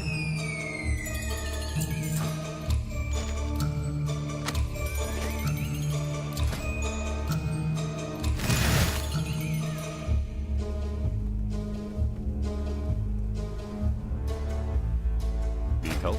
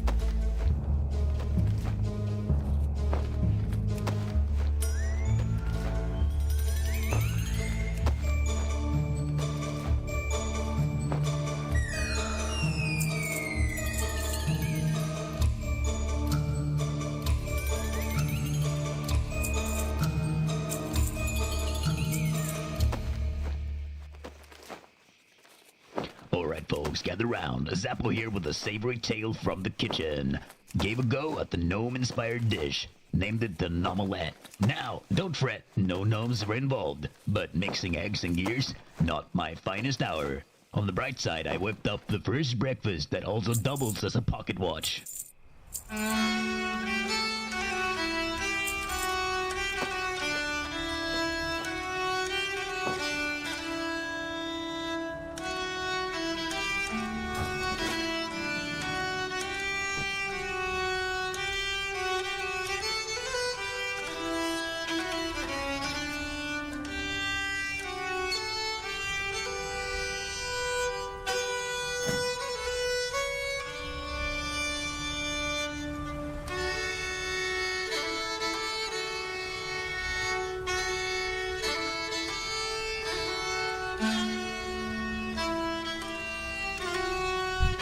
I'm sorry. I don't have anything new to teach you. How about you go talk to Simon Tanner in the Old Town section of Stormwind? He's a human with big muscles and dreamy red hair.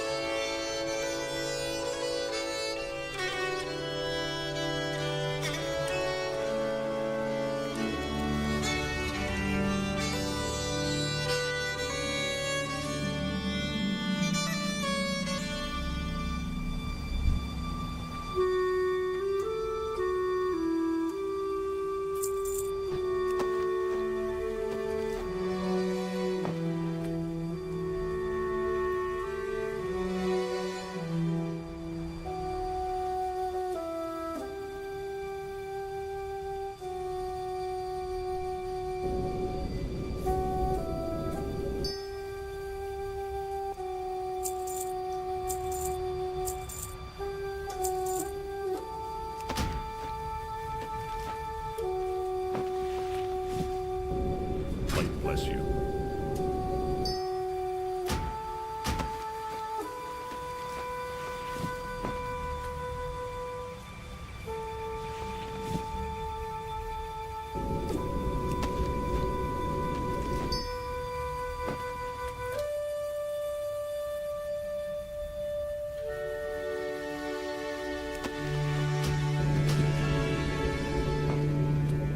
I supply only the finest goods.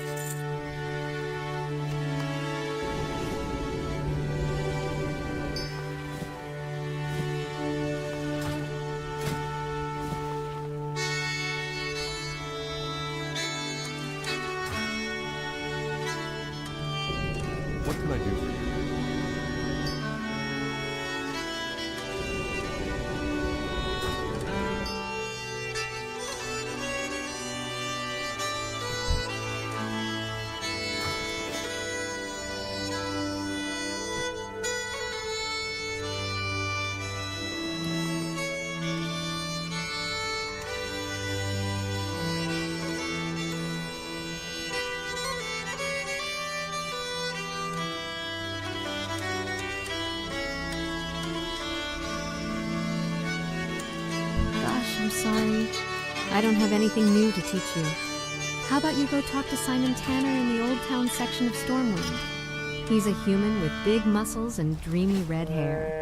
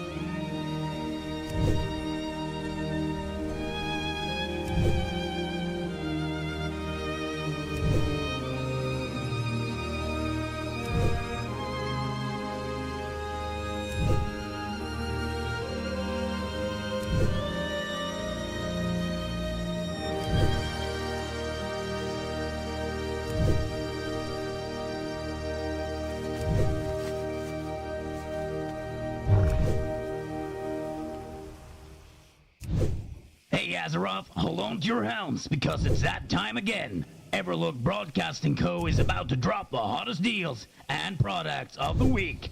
If you got something to sell, why aren't you on the list? And now, roll the adverts! Every goblin knows the importance of preparation. Grab the Goblin PvP Survival Kit. Includes a white flag, a not the face sign, and a mirror to distract with your dazzling looks. Because sometimes, it's just not your day. Don't get crispy under the tropical sun. Lather on our Gilligamile SPF 5000 sunscreen. Also doubles as a cooking oil for those campfire fish fries. Because who does not want a multifunctional sludge?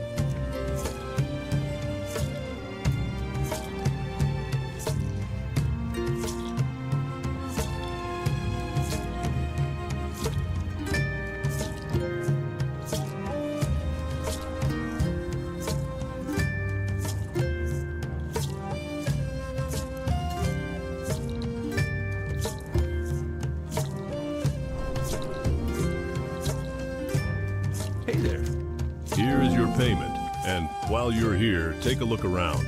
I'm sure we have a potion or other trinket you'd find useful.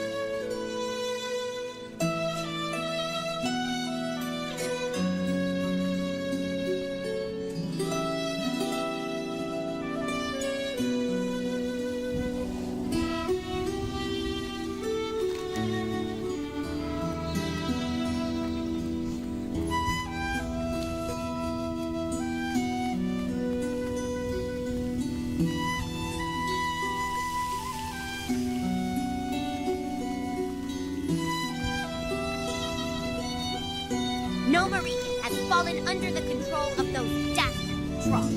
The situation is grave, but perhaps you can help, adventurer. Deep in the dead mines is a functional goblin shredder. Find that shredder and bring back the intact power supply. The shredder's power supply are gyromatic excavators the power they need to break through the rocky underground borders of Nomaregan, opening the way for a gnomish assault. You're here to help with my delivery? Very good. The Stormpikes are a respected dwarven clan and are well known for their fine and discerning tastes. So it's no wonder that Gringer Stormpike, a mountaineer of Ironforge, commissioned me to craft him a weapon. The weapon is finished, but Mountaineer Stormpike is far away, in distant Loch Modan. If you plan on travelling to the north, can you deliver this package to him? My last message from Mountaineer Stormpike said he's stationed at the Northern God Tower in Loch Modan.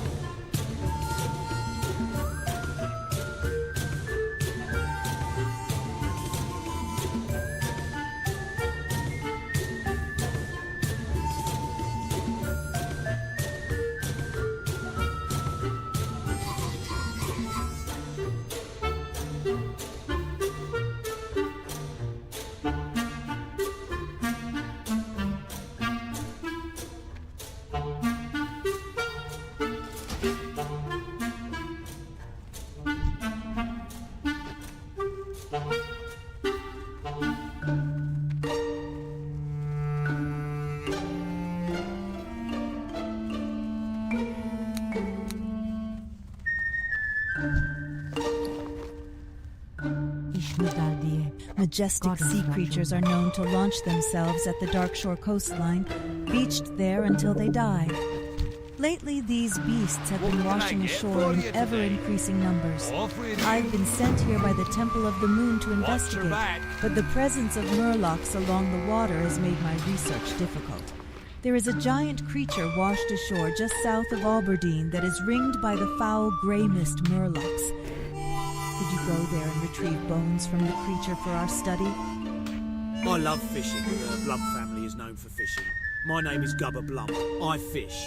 There's a kind of fish I like to catch around these parts called Darkshore grouper. I used to go out on a boat to fish for grouper, but no boats have been going out since them mean old murlocs moved in. I bet they've been eating up all the grouper too. Say, you want to help me catch Darkshore grouper? I'd give you a bona fide Blump family fishing pole if you did. It's a real good pole to catch fish with. I love crab. Crabs are the fruit of the sea. You can bake it, barbecue it, boil it and broil it. They're pan-fried, deep-fried and stir-fried. There's crab salad, crab soup, crab stew, pepper crab, lemon crab, whipper-root crab and Ironforge surprise crab. That's about it. I'm here fishing right now, so I can't get any fine crab chunks. You can pick them out of reef crawlers and encrusted tide crawlers. You can make a lot with it. You can bake it, barbecue it, boil it. In the aftermath of the battles at the Well of Eternity, I heard that Amatharan had been destroyed, its people dead, including my love, Anaya. I would never have thought, thousands of years later, that memories of Anaya would still haunt my dreams. Wandering the woods of Darkshore in a stupor, I found myself in the ruins of Amatharan, where I saw the haunted spirit of my beloved. She must be freed, but I lack the heart to do it. Her spirit must be destroyed. Greetings! Hey! Help me with my latest invention, the Buzz Box! You can talk to people far away! Maybe you've already seen them! They're boxes with levers on them! The only problem is they need constant maintenance. Each one suffers from a different problem, but I made a really smart decision. I placed each one near creatures that have the proper parts to fix that particular machine. Right now, BuzzBox 827 is on the Fritz. It's just south of Aberdeen, real close. It takes 6 crawler legs to fix it. I'll pay you a fee. I came to Aberdeen because of the quiet. I want to invent my inventions where it's quiet. Because after a night of drinking, I don't like all the noise of Ironforge. So I took a ship to Aberdeen and had a little too much to drink on the way. I dropped my box of gaffer jacks overboard. I need my gaffer jacks. I don't know exactly where I dropped them, but if you fish for them in the ocean, you might get lucky. I am devising a potion that requires rare mushrooms that grow only in a certain cave. The cave lies behind Cliff Spring Falls, to the east and slightly north along the mountains. I would go there myself, but I was advised by the Grove of the Ancients to stay away from that place. Our venerable allies sense that the cave is the hiding place for a new evil in Darkshore. Please, adventurer, gather the mushrooms for me. And while doing so, scout the cave to confirm the Ancients' fears. Off the coast of Darkshore to our north are 2 wrecked ships, the Silver Dawning and the Mistveil. Some time ago, both ships ran afoul of the blasted Murlocs as they sailed across the vast sea into Aberdeen. They now lie at the bottom of the ocean as trophies for those fiends. Both captains didn't make it out that night, and their logs and other effects are still below in lockboxes. I'd like for you to recover them for us. It would mean a lot to the crew members still around these parts. What an honor it was when Master Grey Whisker assigned me to work under the guidance of the great prospector Remtravel. At the Academy in Ironforge, everyone knew of Remtravel's great discoveries, but the prospector is rather, oblivious to his surroundings. We had uncovered evidence of a great society. Horrible golems sprang forth from the ground and overran the site. Remtravel never seemed to notice. I ran back to Aberdeen for help. Please travel south and see if the prospector is okay. Do you smell that delicious aroma?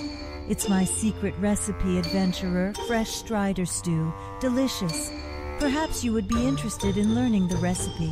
Before I teach you the recipe, you will need to prove that you can handle the beasts. Now, I don't expect you to go out and tame one and ride it back to me, but if you can kill a few and bring back some of their succulent meat, I may be persuaded to show you the ways of Strider stew.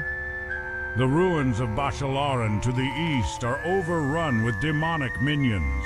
The sprites and satyrs that have taken up residence in the area feed upon the magical energies of the area, their powers growing from continued exposure.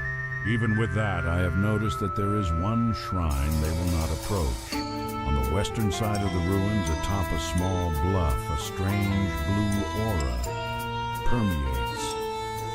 There must be an explanation to the demon's reluctance. I would like you to investigate it. Adventurer, a task I would ask of you. Have you seen the ruins of Ameth Aran? If not, you will find them on the eastern side of the main road, some ways to the south. Once they were the home of many powerful highborn. Now they are a testament to the destruction their dabblings produced. I've been told by the sentinels that the spirits of the highborn persist, and that they wield their ancient magical implements. Those relics must be appropriated so that we might destroy them. The Royal Apothecary Society, based in the great undercity of Lordaeron, has sent me here for a very specific service, adventurer. Perhaps you wish to aid me, and in turn, the Dark Lady in our efforts to advance the Forsaken. Recently, I studied a rare specimen of flora named Serpent Bloom. I believe in greater quantities this herb has great potential. Unfortunately, Serpent Bloom can only be found in the darkest recesses of the Wailing Caverns, a dangerous cave system located in the Barrens.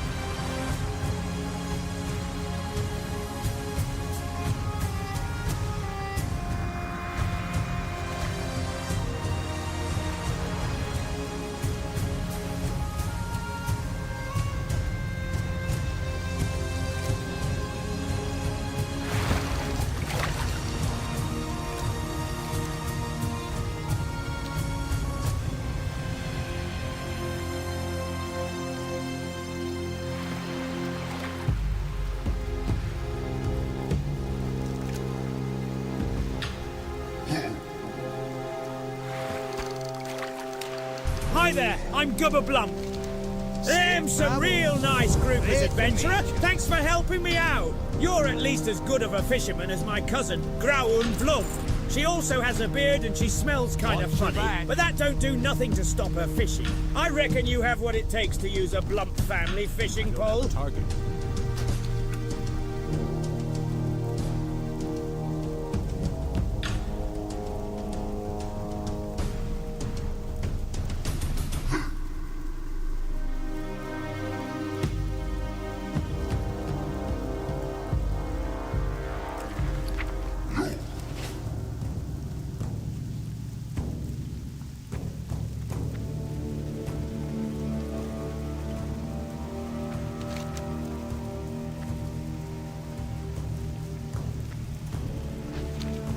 Can I help you?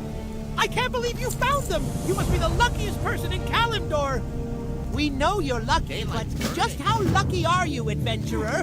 One night, I was wandering the roads of Darkshore. I was looking for a good river or lake to try my new self-propelled exploding duck decoy, and I think I was a little tipsy because I passed out and awoke hours later in Aberdeen. My hair was singed, and my bag of electropellers was gone. I must have dropped them in the water. I need those electropellers. Maybe you can fish them out of some lake or stream in Darkshore. Hostile moonkin roam in ever-increasing numbers to our east. They once were thought to be gentle, almost mystical creatures. While some continue to hold reverence for them, the safety of Oberdeen forces me to keep a more realistic view. I've received reports that moonkin are being drawn to a large red crystal along Darkshore's eastern mountain range. No one has any idea what that crystal is, or even if it really exists. I want you to locate it over there and report back to me what you find.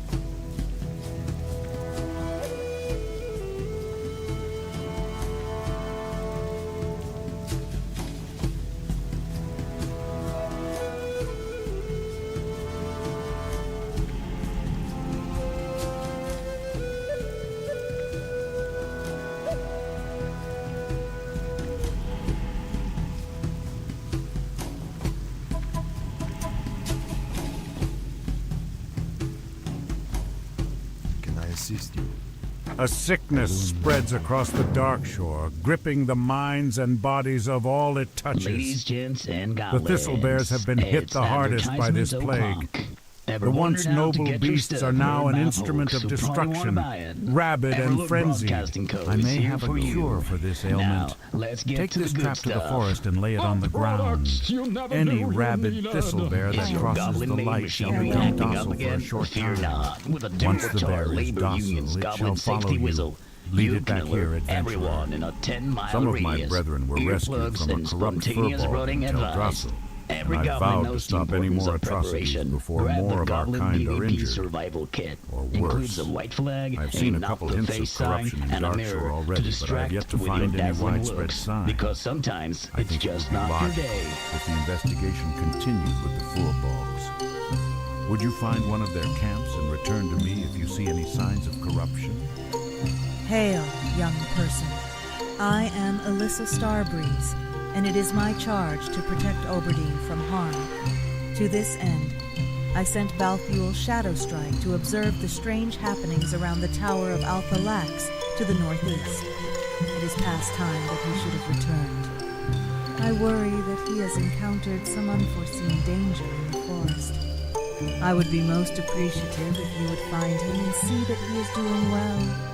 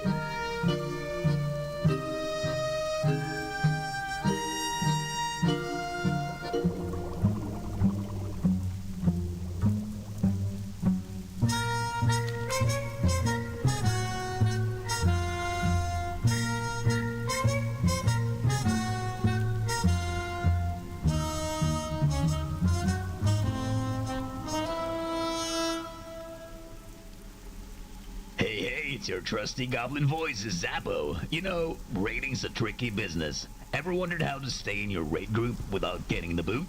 Sure, potions, buffs, and fancy moves are all great. But here's a little Zappo secret. Just become the raid leader. Who's gonna kick you out then, eh? Keep on leading, and if all else fails, bribe him with some of my patented Zappo empowering snacks.